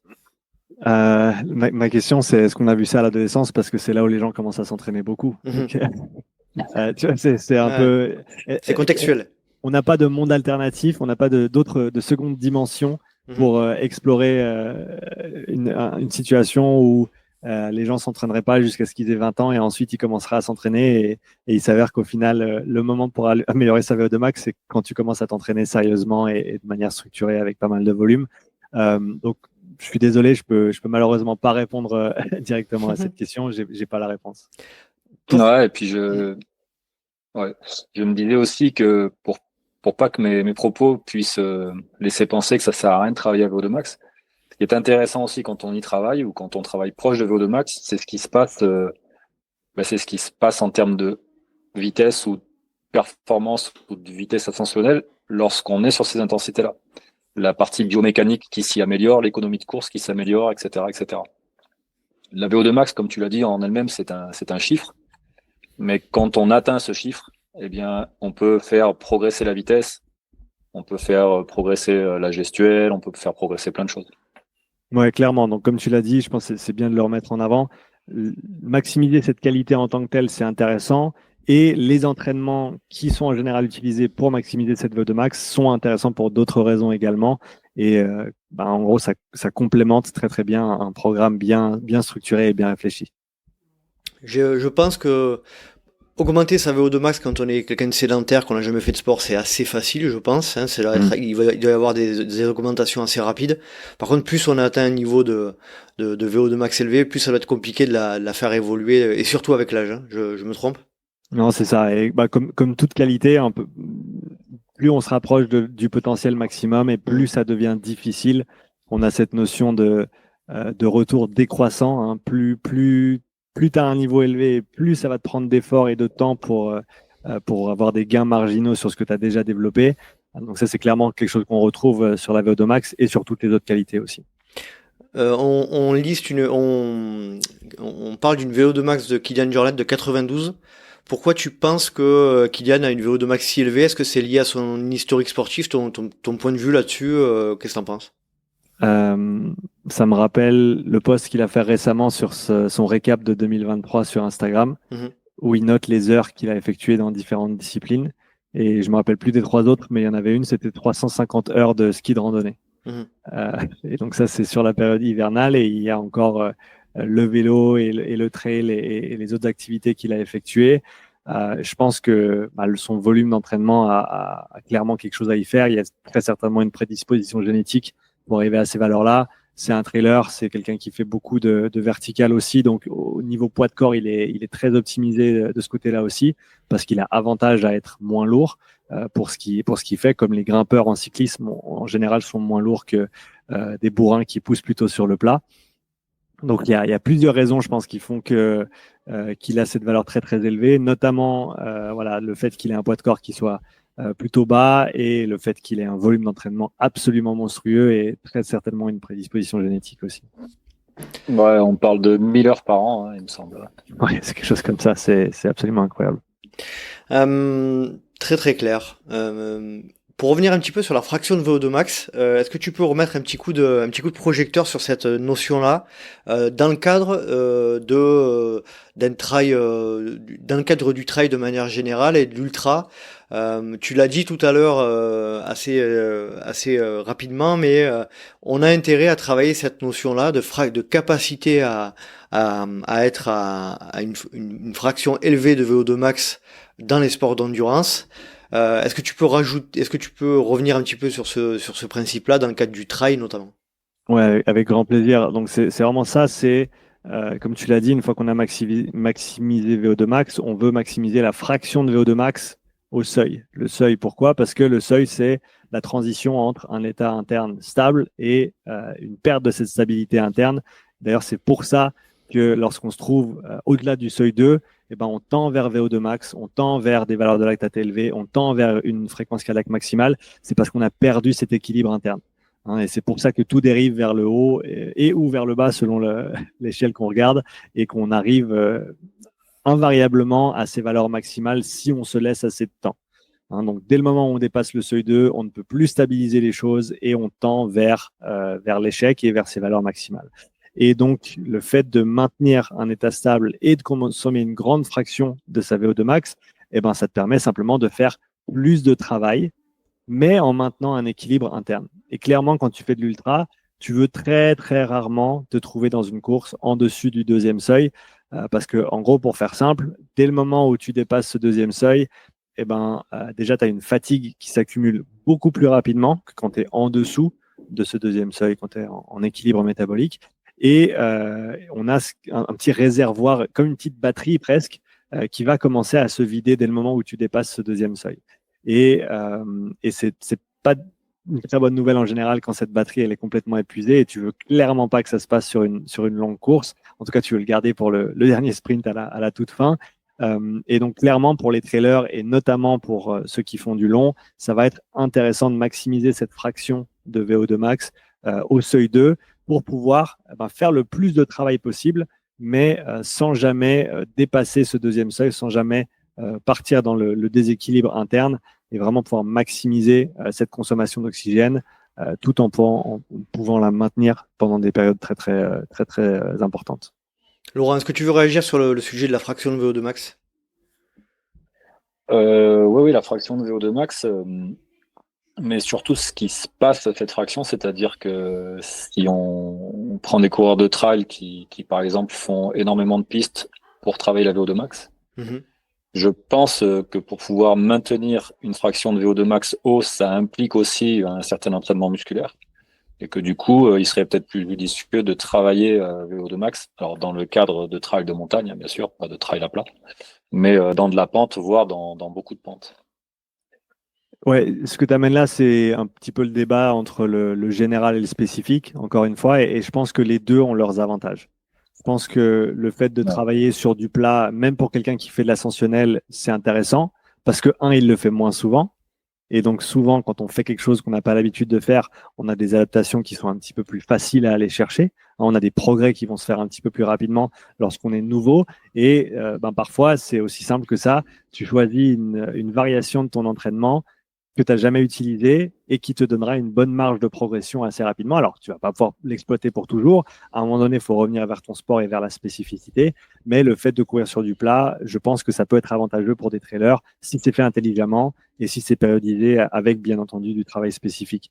Ensuite, pour ce qui est du transfert entre le plat et l'ascensionnel par rapport à la VO2 et la fraction de VO2, là, on commence gentiment à sortir du domaine que je maîtrise. Donc, je m'exprimerai pas plus loin, malheureusement, sur ce sujet-là. parce que c'est vrai qu'on arrive sur des choses qui sont compliquées déjà conceptuellement, mais je pense même à mesurer. Parce que de l'ascensionnel, alors, idéalement sur un tapis pour garder l'environnement assez stable, j'ai pas vu d'informations. Il y en a certainement, hein, mais j'ai pas vu d'informations sur cette idée de fraction de VO2 max sur de l'ascensionnel. Mais je pense que clairement, ça se travaille, hein, comme toute qualité. Et si tu veux avoir une meilleure fraction de VO2 max en ascensionnel, eh ben, il faut faire ton travail de tempo et ton travail de seuil en ascensionnel aussi pour avoir ce transfert, pour avoir cette spécificité du mouvement, de la sollicitation musculaire et les adaptations qui vont avec. Le physiologique ne suffit pas. Enfin, le physiologique, comment dire, il faut travailler le musculaire, il faut travailler le nerveux aussi. C'est clair que. Ouais, il faut c'est se là mettre où en condition.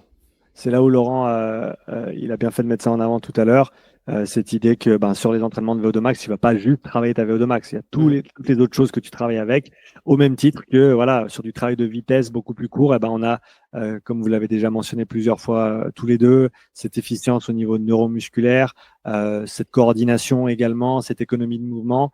Donc oui, bien sûr, on parle de ces différentes choses isolées, mais c'est important de comprendre que toutes les intensités d'entraînement sont intéressantes, tant bien même qu'elles soient effectuées au bon moment de l'année et pour les bonnes raisons.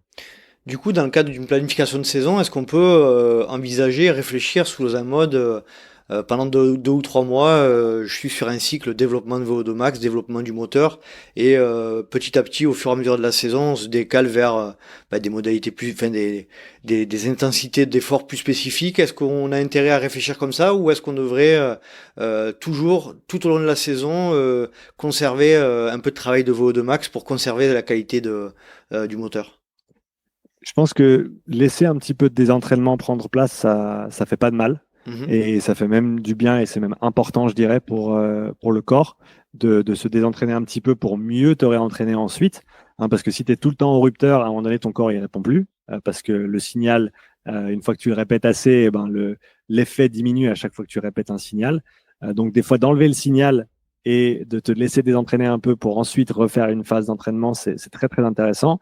Et je ne sais pas comment c'est dans le trail, mais je sais qu'en CrossFit, ça manque énormément le fait de prendre des vraies pauses, même si c'est 3 jours, même si c'est une semaine, même si c'est 2 ou 3 semaines, une fois dans l'année, histoire de remettre les choses à plat, repartir avec table rase et pouvoir s'entraîner de nouveau, mais vraiment sur un état de fraîcheur complète. Ça, c'est très, très important. Et comme tu l'as dit, je pense que c'est intelligent de se dire que en début de saison, on va peut-être faire pas mal de foncier, on va peut-être faire pas mal d'endurance fondamentale, on va faire du volume, mais pas trop d'intensité.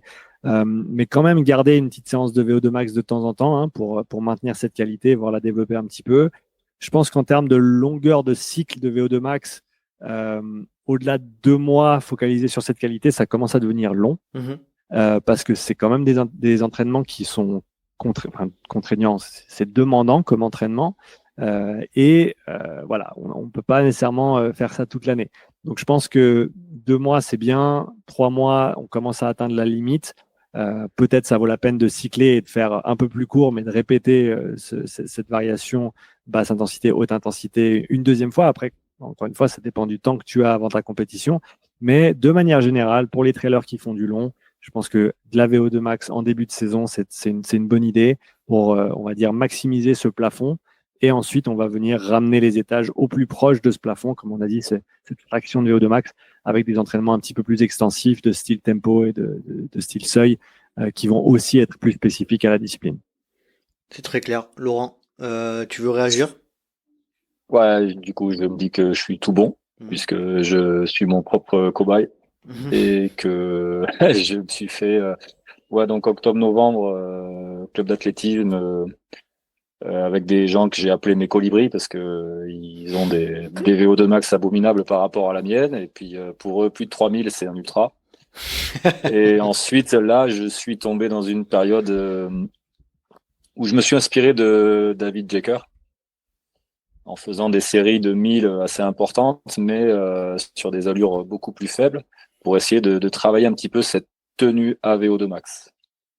Donc en fait, au plus je me rapproche des courses, au plus j'augmente un petit peu les temps de fraction. Mais je garde, disons, allez, toutes les 17, 21 jours, un petit rappel de VO2 max avec une petite séance de 30-30 de temps en temps. Et ce que j'ai par contre, tout tenu à faire, c'est de faire. Donc, je faisais 2 séances. Enfin, je fais toujours 2 séances de qualité d'intensité par semaine. J'en fais systématiquement une à plat, une en montée, parce que j'estime que tout bon trailer court à plat et en montée. Donc voilà, dans l'idée, c'est un peu ça.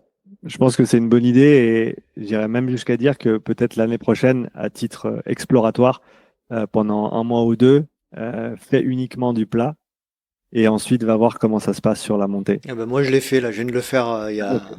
j'ai fait ça pendant un mois et demi, 2 mois et je peux te dire que c'est absolument frappant comme ton corps. Moi j'aime bien Rudy Koya, citer Rudy Koya qui dit souvent ton corps devient ce que tu lui proposes et c'est exactement ce qui se passe. C'est-à-dire tu lui proposes du plat, il commence à savoir faire du plat, mais tout ce qu'il faisait bien avant, il fait un peu moins bien quoi. Donc c'est-à-dire que monter, ça a aidé. Quand je suis sorti de mon cycle de vitesse, monter, ça a été tout de suite plus compliqué. Donc je suis assez d'accord avec ce que dit Laurent, c'est-à-dire tout bon trailer se doit quand même à un moment donné dans un cycle de VO2 max, de développement des qualités à haute intensité, de rester sur des modalités qui se rapprochent du trail pour pas trop perdre en qualité propre à ta discipline quoi. Ouais. Et d'ailleurs, j'ai une autre question pour Sean, c'est que je fais là depuis 3 semaines. Je suis rentré dans le cycle où je fais du ski de rando le week-end, qui charge quand même assez rapidement musculairement. Et dans le ski de rando, j'ai une intensité parmi mes sorties de ski de rando du week-end. Et j'essaye de placer une séance de piste le mardi. Donc j'ai le lundi facile et le mardi une séance de piste. Et je trouvais intéressant pour des trailers d'arriver à garder une foulée assez fluide sur des vitesses, on va dire à 95% de VO2 max, sur des jambes qui ont pris du dénivelé dans la semaine. Parce qu'au final, courir vite, c'est top en trail. Mais courir vite après avoir fait du dénivelé, je trouve que c'est encore mieux, quoi. Ouais, bah, tu as, cet aspect de pré-fatigue qui Mhm. va venir avoir une influence un petit peu différente sur le corps et comme tu l'as très très bien dit, qui est d'autant plus importante quand tu fais du long parce que la résistance à la fatigue, c'est un des paramètres les plus importants. On n'en a pas parlé beaucoup avant, on a parlé de cette fraction de VO2 max, mais c'est clair que la résistance à la fatigue, la durabilité comme on l'appelle, ce quatrième paramètre de l'endurance est très très important et de plus en plus mesuré aussi. Ça se fait notamment en cyclisme où tu fais un test d'effort, ensuite tu fais de tête ces 2000 kilojoules de travail avec du travail de basse, moyenne et un petit peu de haute intensité et tu refais le même test d'effort derrière et tu regardes le décrément de performance entre le premier et le deuxième test, donc premier frais, deuxième fatigué et ça te donne un indice de durabilité et c'est un facteur de performance très très important notamment pour les longs cyclos, etc. Et j'ai aucun doute qu'en trail, c'est exactement la même chose. Parce que quelqu'un qui peut être très très bon sur une épreuve intense pendant même une demi-heure, ben, s'il a 5 heures dans les pattes, est-ce qu'il fait la même perf? Est-ce qu'il est proche de la même perf ou est-ce qu'il dégringole complètement? Donc je pense que cet entraînement de la durabilité, il est très très intéressant. J'aurais tendance à dire que tu peux le garder un petit peu toute l'année et qui va venir s'intensifier ou en tout cas se densifier. Donc plus d'entraînement par semaine, par unité de temps, euh, plus proche des compétitions. Donc oui, clairement, ça a son intérêt de travailler sous fatigue. Après, techniquement, dès le moment où tu commences à avoir des volumes considérables de manière quotidienne et hebdomadaire, tu as tout le temps un petit peu de fatigue dans les jambes. Donc après, c'est tout le temps trouver le bon équilibre entre pas avoir trop de fatigue dans les jambes, que ça compromette la qualité de ta séance d'entraînement, Mhm. mais assez pour quand même travailler cette qualité-là. Donc je pense que ça peut se faire de plein de différentes manières. Tu peux faire, voilà, comme tu l'as dit, du dénivelé et derrière faire une séance de vitesse. Tu pourrais faire de la vitesse et faire une longue rando tout de suite derrière. Ça se travaille de différentes manières et je pense que ça, c'est quelque chose qui reste à explorer encore, qui n'a pas encore été formalisé et très bien documenté. Donc, je pense que tout un chacun a avantage à explorer ces mises en situation de pré-fatigue et voilà, comme tu l'as dit, de faire certains entraînements pas complètement frais pour notamment habituer le corps, mais aussi s'habituer soi-même à pouvoir performer même si on n'est pas à 100%. Effectivement. Effectivement, moi, ce qui me vient, Ouais. c'est de dire, si tu veux, par exemple, développer ou travailler VO2 max sur des efforts de PMA, par exemple de montée, etc., et que la veille, t'as fait 1 heure et demie de renfo, de la plio, et que musculairement, le lendemain, t'es plus capable d'aller chercher ce que tu cherches à travailler, effectivement, ça a plus de sens. Donc effectivement, ce que tu dis Laurent, toi, c'est plutôt travailler sur fatigue, sur des intensités ou des allures à plat qui soient pas proches de VO2 max, mais un peu en dessous. Parce qu'effectivement, Ouais, si tu cherches à travailler AVMA aux alentours, enfin aux alentours de VO2 max, alors que la veille t'as fait une grosse séance qui t'a fatigué, tu vas avoir du mal à aller chercher, même musculairement, ce que tu veux trouver, quoi. bah c'est à calibrer, c'est-à-dire qu'il y a du réglage à faire en fonction de ce qu'on a fait le week-end et puis de ce qu'on veut faire sur la séance de piste. Voilà, là, typiquement, sur les séances dont je me suis inspiré sur David, c'est de courir légèrement supérieur SV2. Donc, je suis pas non plus sur de la VO2 max classique, mais c'est de faire de longues séries. Donc, par exemple, je vais faire 12 fois 1000 légèrement au-dessus de, ouais, 12 fois 1000 légèrement au-dessus de SV2 et la fatigue musculaire du week-end se fait ressentir quasiment tout de suite.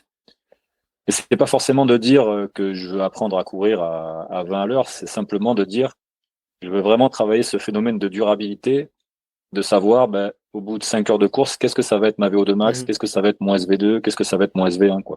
Mhm. Voilà, tout simplement. Ouais, ça Toujours sur ce facteur d'endurance musculaire, ouais. ouais, c'est très très important que tu le dises comme ça. Il faut prendre ces choses-là en compte. Tes seuils, ils vont baisser au fur et à mesure de la durée d'un événement et de la fatigue qui s'accumule. Et donc ça, c'est quelque chose à considérer. Tu vas pas pouvoir répliquer exactement les mêmes perfs à la fin d'un effort long par rapport au début.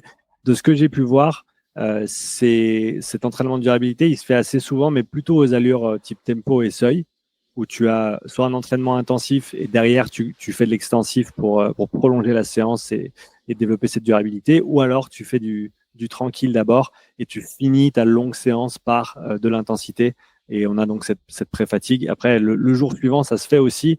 Et tant que tu es au clair sur les objectifs de séance, ça je pense c'est toujours le plus important, hein. On peut justifier tout type de séance, Mhm. mais il faut que ce soit fait intelligemment par rapport aux objectifs et aux besoins de la personne. Donc, tant que tu le fais en connaissance de cause, je ne vois pas de souci là-dessus, hein. Pour revenir sur la VO2 max, qu'est-ce qui a été fait aujourd'hui en termes d'études scientifiques sur l'entraînement? Qu'est-ce qui influe le plus sur le maintien ou l'évolution de la VO2 max en termes d'entraînement, en termes d'intensité de l'entraînement? Est-ce que tu peux nous en dire deux mots, Sean? Ouais, donc je pense que c'est intéressant de se dire que toute intensité développe directement ou indirectement la VO2 max. Mhm. Après, comme je l'ai mentionné un petit peu plus tôt, si on veut catégoriser, on peut parler des différents domaines d'intensité. Je pense qu'on en avait parlé durant le podcast Sur la zone précédent 2, ouais, tout à pour ceux fait. qui veulent un petit rafraîchissement là-dessus. Les domaines d'intensité, c'est en gros comme des zones, mais il y en a moins et on peut vraiment les mesurer au niveau physio. Parce que les zones, techniquement, c'est une manière d'organiser l'entraînement. Ça nous simplifie un petit peu la vie, mais on ne peut pas mesurer physiologiquement la différence entre une zone 3 et une zone 4, par exemple. C'est le domaine élevé. C'est le même domaine d'intensité au niveau physio. Ça se trouve entre les deux seuils. Et donc là où je voulais en venir, c'est que eh ben, selon dans quel domaine tu opères, eh ben, on va avoir différentes sollicitations au niveau de cette VO2 max, notamment à basse intensité, donc dans le domaine dit modéré, en dessous du premier seuil, où là, on va avoir cette composante, comme on en a discuté tout à l'heure avec Laurent, cette augmentation de la capacité mitochondriale, qui joue un rôle direct sur l'utilisation d'oxygène, mais également des volumes d'éjection systolique qui vont être maximisés au niveau du cœur. C'est-à-dire que vu que ton cœur il bat plus lentement, il va pouvoir pousser plus de sang à la fois, hein. On va laisser le ventricule gauche se remplir de sang et ensuite le battement s'effectue. Donc le ventricule est plein lorsqu'il est contracté et c'est une des choses qui se passe, enfin c'est un des phénomènes qui fait que ce ventricule gauche grandit, c'est le fait qu'on le remplisse de sang. Il s'étire véritablement, hein. On appelle ça de L'extension. l'hypertrophie excentrique, exactement Excentrique, pardon. Mhm. voilà, du ventricule gauche. Donc ce Mhm. ventricule gauche qui grandit du fait de cette pression du liquide, du sang qui est à l'intérieur. Et ça, c'est des adaptations qu'on va retrouver notamment à basse intensité et à moyenne intensité également dans ce domaine dit élevé entre les deux seuils, qui correspond typiquement à la zone 3 et à la zone 4. Là, on va plutôt être sur cette fraction de VO2 max, justement. Et cette capacité à utiliser un plus haut pourcentage de sa VO2 max tout en maintenant un état stable. Ensuite, on a clairement le domaine sévère, donc la haute intensité, au-delà du seuil 2, mais en dessous de 2 minutes d'effort à peu près, où là, on va clairement, on va dire, cibler et solliciter cette qualité de la VO2 max et l'atteindre ou quasi l'atteindre durant les entraînements, D'ailleurs, il semblerait un des paramètres de progrès sur ces séances, c'est combien de temps tu passes proche de ta VO2 max durant la séance. Et bien entendu, il y a différents formats de séances qu'on retrouve à ce niveau-là, des intervalles longs, du fractionné, qui ont tous leurs avantages et leurs désavantages. Mais en gros, c'est dans le domaine sévère que tu vas exprimer ta VO2 max. Et donc, quand tu fais ce travail-là, c'est du travail très spécifique à la VO2 max. Et finalement, on a ce qu'on appelle le domaine extrême. Donc ça, c'est des efforts qui sont en dessous de 2 minutes, donc des sprints, par exemple. Et là, on en a parlé tout à l'heure, on va plutôt être sur le créneau de la fonction respiratoire au niveau de ces cellules, au niveau de ces muscles et de ces mitochondries, qui vont, oui, avoir une influence sur la VO2 max, mais qui a clairement pas la même marge de progression que l'augmentation de la taille du cœur, par exemple, et de ce transport de l'oxygène. Donc, pour faire simple, on travaille la VO2 max à toutes les intensités. Si on veut être à ou proche de VO2 max, ça se passe à haute intensité dans le domaine sévère. Si on veut travailler les qualités respiratoires de nos cellules, c'est plutôt à très haute intensité. Si on veut plus de capacité respiratoire mitochondriale, c'est à basse intensité. Et si on veut une plus haute fraction de VO2 max dans un état stable, ça se passe entre les deux seuils. Pour faire simple, on peut schématiser comme ça. Bon, ça c'est très clair. Vas-y, Laurent. Ouais, et du coup, je me demandais si sur les intensités extrêmes, tu améliores aussi ta fonction neuromusculaire. Oui. Le fait de recruter plus de muscles, tu recrutes plus de mitochondries, et du coup, tu peux augmenter ta VO2 max par ce biais indirect. À ma connaissance, c'est pas un biais, mais par cette façon indirecte en tout cas. Ouais, à ma connaissance, c'est pas nécessairement le. Alors oui, tu vas recruter plus de masse musculaire à haute intensité, ça on le sait, de par le principe de Henman et la manière dont on séquence le recrutement de différentes unités motrices. Donc c'est un des intérêts du renforcement musculaire et du sprint, je dirais, c'est ce recrutement très très poussé de beaucoup de masse musculaire, d'unités motrices et de cellules. Et bien entendu, tu ne vas pouvoir influencer que ce que tu utilises, en tout cas directement. Donc plus tu en utilises et mieux c'est de ce côté-là. De ce que je comprends, l'amélioration de la fonction respiratoire des mitochondries, ça se fait notamment par ce qui s'appelle la mitophagie. La mitophagie, c'est la destruction volontaire programmée des mitochondries parce qu'elles sont vieilles ou parce qu'elles ne fonctionnent plus aussi bien. Et il semblerait que cette très haute intensité, ces sprints, ils vont activer cette mitophagie. Donc le corps, il va se débarrasser des vieux morceaux de mitochondries qui ne marchent plus très bien et les remplacer par des nouveaux. Et ces jeunes mitochondries semblent mieux respirer par unité de mitochondrie, encore une fois, que les anciennes. Ça, c'est un des phénomènes. Je crois aussi qu'avec ce type d'entraînement, on se dirige vers... Là, on va un petit peu dans le technique, mais je réponds vite à la question de Laurent. On reviendra sur le simplifié après. Dans la mitochondrie, on a ce qui s'appelle le système de transport des électrons. C'est là où, en gros, l'oxygène est utilisé et où on va recycler l'ATP, recycler l'énergie. Et il y a différents complexes dans ce système de transport d'électrons. Et il semblerait que une des adaptations de cette très haute intensité, ce soit la création de ce qui s'appelle des supercomplexes. C'est-à-dire qu'au lieu d'avoir complexe 1, 2, 3 et 4 et 5, ils sont un peu tous regroupés. Et le fait qu'ils soient tous amalgamés, si on veut, ça réduit la distance entre ces différents complexes, ce qui fait que les électrons et toutes les interactions qu'il peut y avoir entre ces différents complexes sont plus efficients. Et ça aurait un impact direct sur cette fonction respiratoire, cette fonction mitochondriale, du fait qu'en gros, on a raccourci les distances, on a raccourci les trajets, et ça contribue apparemment à cette meilleure respiration cellulaire. Vous en parlez avec David Bishop, je crois, dans un épisode sur ton podcast. Tu en avais parlé aussi avec Vincent Foulono, c'est ça? C'est ça. Je crois, plusieurs épisodes dans lesquels vous en parlez, donc n'hésitez pas à vous rendre sur le podcast de Sean, Upside Strength, toujours très intéressant, avec de très bons contenus. Est-ce que tu souhaites poser une question pour terminer, Laurent, sur... Ah oui, juste avant, petite question sur les... On en a parlé plusieurs fois du colibri. Alors, je pense que pour ceux qui n'ont pas lu l'article, pourquoi le colibri, Sean? Pourquoi le colibri? Parce que c'est un des animaux les plus fascinants quand on parle de VO2 max. Il a des propriétés aux différents niveaux qui influencent cette VO2 max. On a parlé des capillaires pulmonaires, on a parlé du transport de l'oxygène dans le sang, on a parlé de la taille du cœur, on a parlé de la capacité respiratoire de nos muscles, les 4 facteurs qui influent directement cette consommation d'oxygène. Et il s'avère que le colibri, il a maximisé ses différents paramètres, un truc de fou, au point où on a réussi, en le poussant dans ses retranchements, à mesurer au-delà de 1000 millilitres par kilo par minute. Alors bien entendu, hein, au poids de corps, il y gagne, le colibri, il est tout petit, mais quand même, il a des capacités qui sont vraiment hors normes complètement, qui fait que c'est en tout cas l'animal qui a la plus grande VO2 max en termes relatifs. Ouais. C'est le record, ouais, c'est ça. Intéressant. J'avais discuté de ça avec un vétérinaire qui me disait que le vol géostationnaire du colibri et ses changements vifs de direction ne pourraient pas être assurés sans une capacité de puissance énergétique comme celle-là, quoi. Ouais, voilà pour la parenthèse. C'est vraiment extrêmement intéressant de s'en rendre compte et du fait que ça coûte énormément, hein, cet effort. J'en parle notamment dans ma vidéo sur la VO2 max pour ceux que ça intéresse. Je mettrai le lien dans la description de l'épisode. Super, j'ai un slide sur le colibri où je montre tous ces détails-là. C'est assez intéressant de voir qu'au final, on parle de l'homme et on parle de notre VO2 max, mais on est assez loin des animaux et des capacités de différents animaux, notamment les chiens de traîneau, les chevaux, les colibris et d'autres. C'est clair.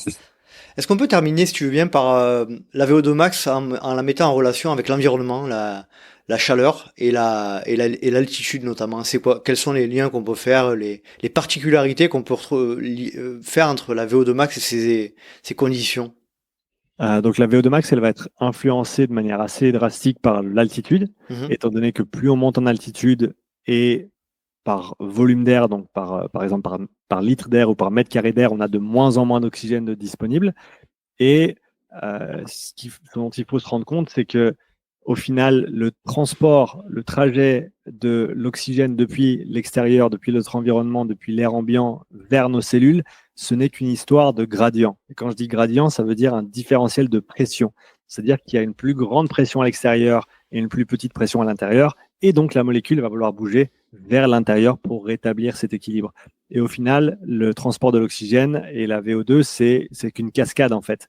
On part de l'air ambiant et on se retrouve dans la cellule et à chaque étape de la cascade, on baisse un petit peu en termes de concentration. Et bien entendu, si tu montes en altitude, la pression externe devient de plus en plus faible et donc ce gradient, cette pente entre l'extérieur et la cellule est de moins en moins pentue. Et ce qui fait que c'est de plus en plus dur de faire rentrer l'oxygène dans l'organisme et de le faire arriver jusqu'aux cellules. Et ce qui est intéressant, c'est que les personnes qui ont une grande VO2 max vont être beaucoup plus handicapées en altitude que les personnes à VO2 max moins importante.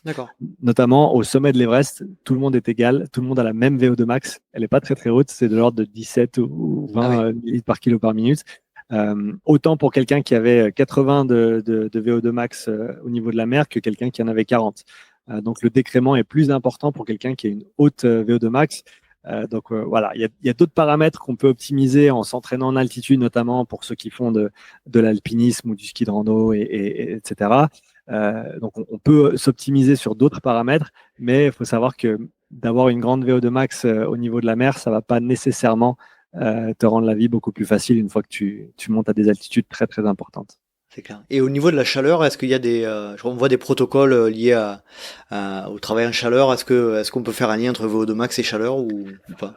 Alors, je pense que un des paramètres auxquels on peut penser, un petit peu en ligne avec ce dont on avait parlé sur le couplage mitochondrial et le découplage mitochondrial, c'est que la température, c'est un stress en plus à gérer pour le corps.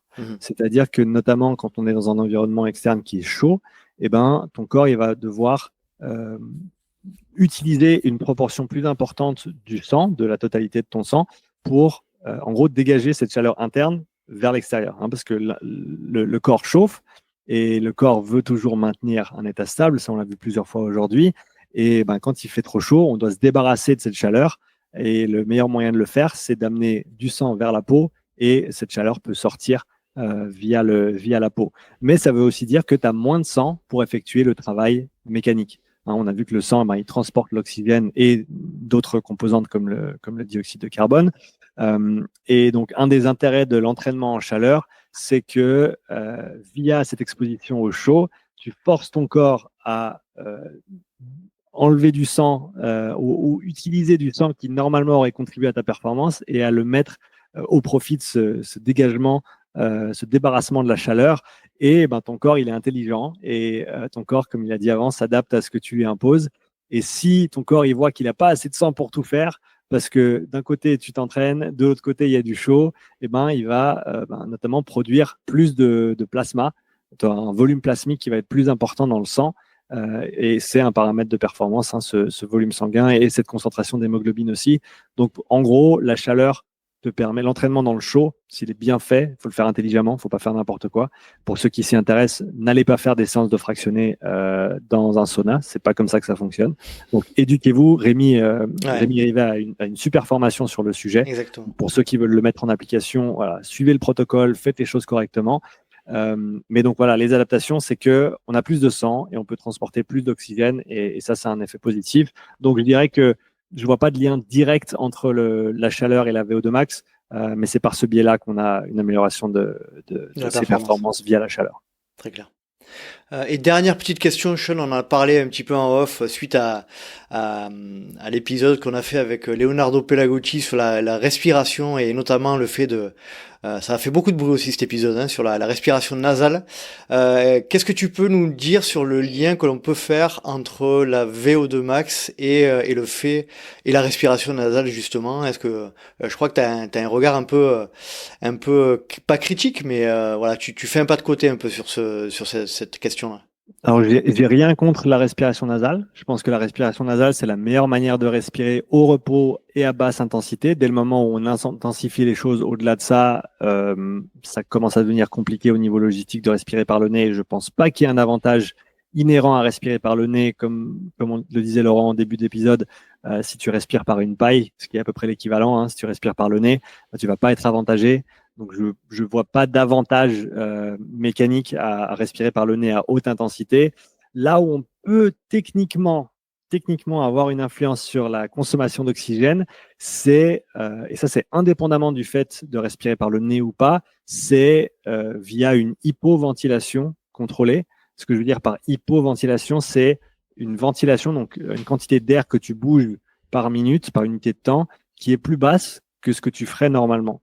Et ce qui se passe, donc, disons que tu fais un effort, prenons un effort intensif pour ce contexte-là, donc un effort fractionné, VO2 max, où tu vas passer beaucoup de temps proche de VO2 max, et c'est une des choses qui va conduire les adaptations qu'on recherche. Et ben, disons que tu respires 120 litres par minute, ok, durant cet effort-là, et disons que c'est constant pour simplifier un petit peu les choses.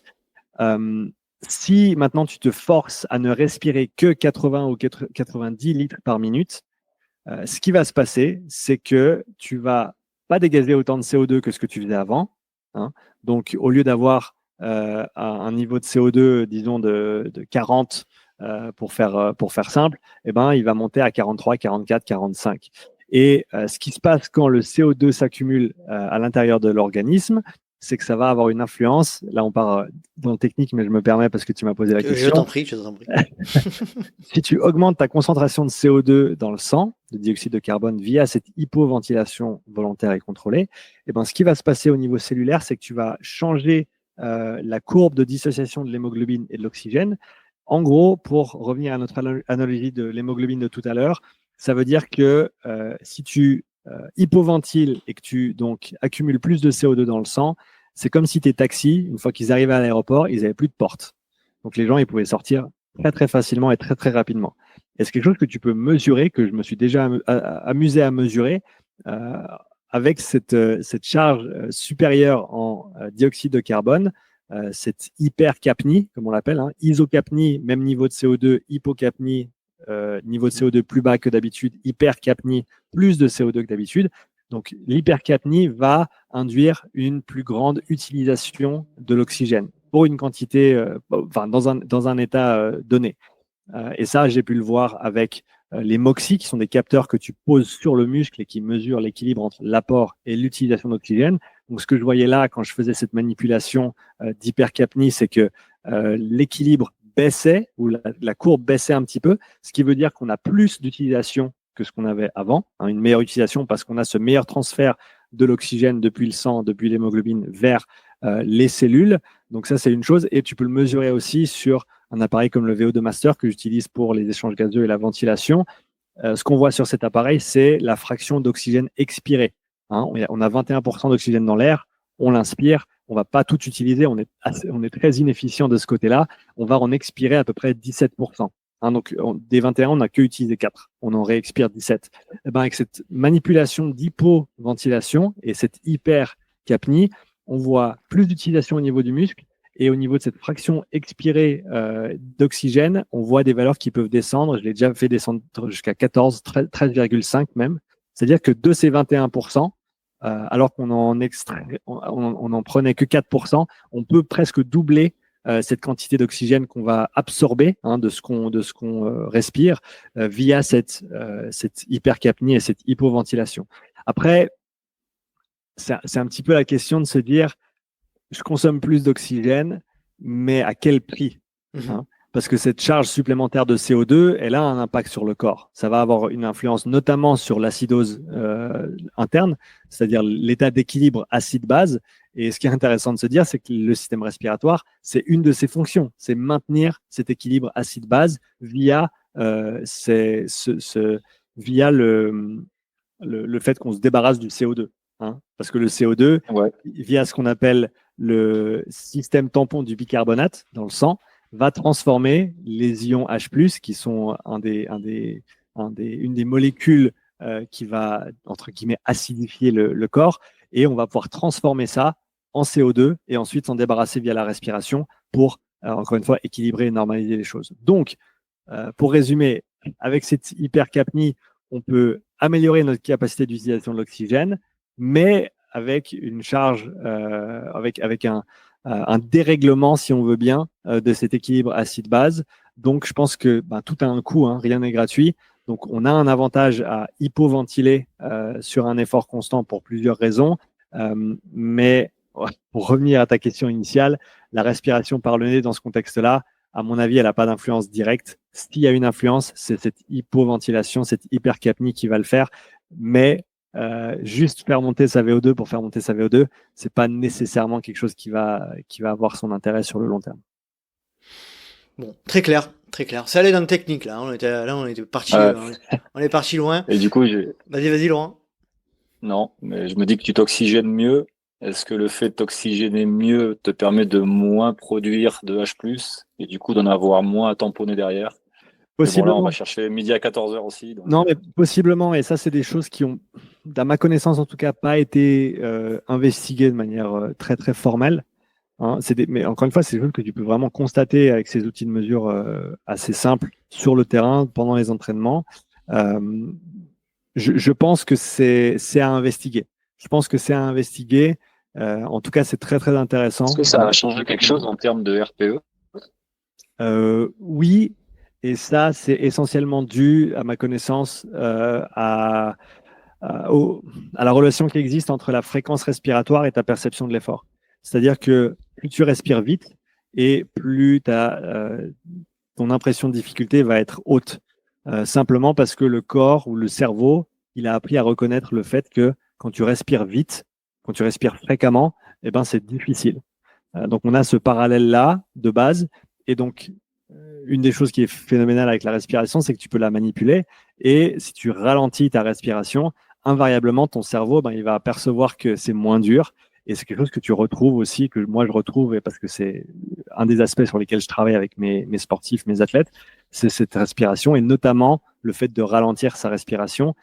Et oui, absolument, ça a un effet positif sur la perception de l'effort. Ça te permet de mieux gérer tes séances, de mieux encaisser tes séances, d'avoir un regard un peu plus positif aussi sur la séance. En général, si c'est moins dur, on y prend un petit peu plus de plaisir. Donc, sur tous les plans, à mon avis, c'est intéressant de manipuler sa respiration de la sorte.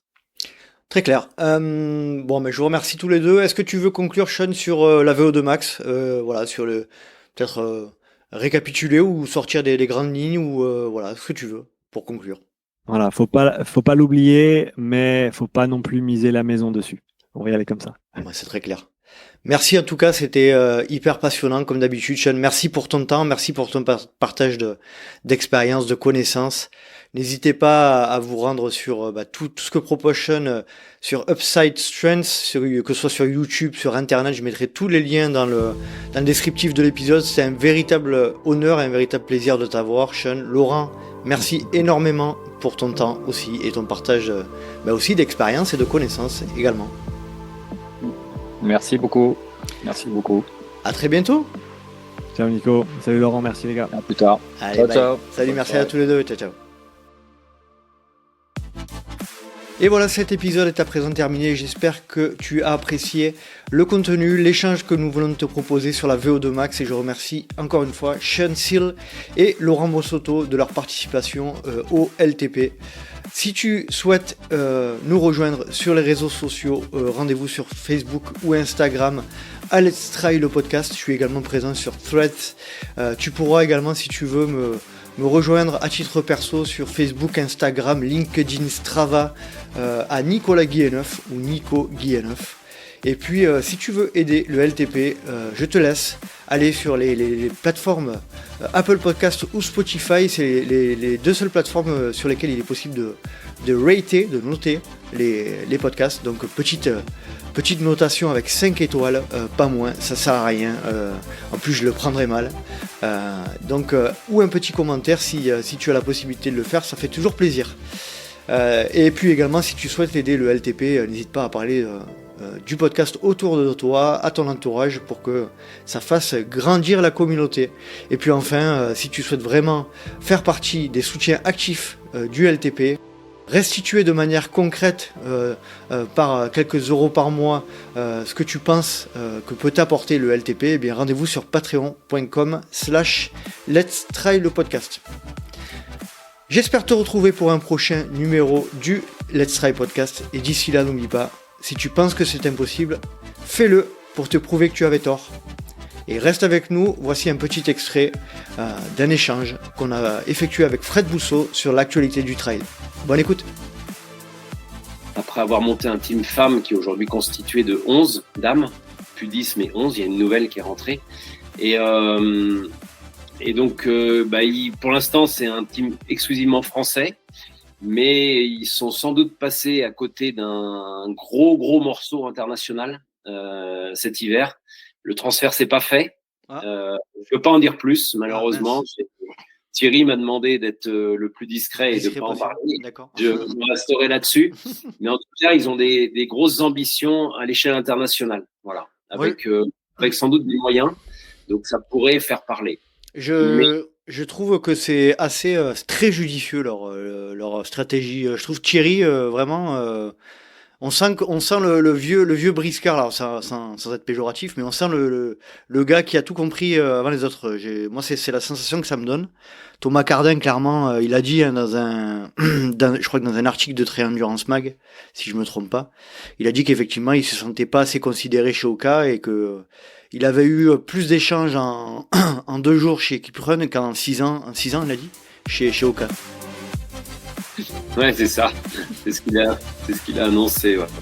Oui, bon après aussi Thomas là-dessus, c'est aussi bon, j'aime bien discuter avec lui parce que c'est vraiment quelqu'un qui a pas de langue de bois. Donc il est cash, il est transparent, il n'y a pas de limite dans ce qu'il dit, il n'y a pas de frontières, et c'est aussi intéressant souvent de discuter avec des gens comme ça parce qu'au moins c'est transparent et ils cachent pas leur jeu, quoi.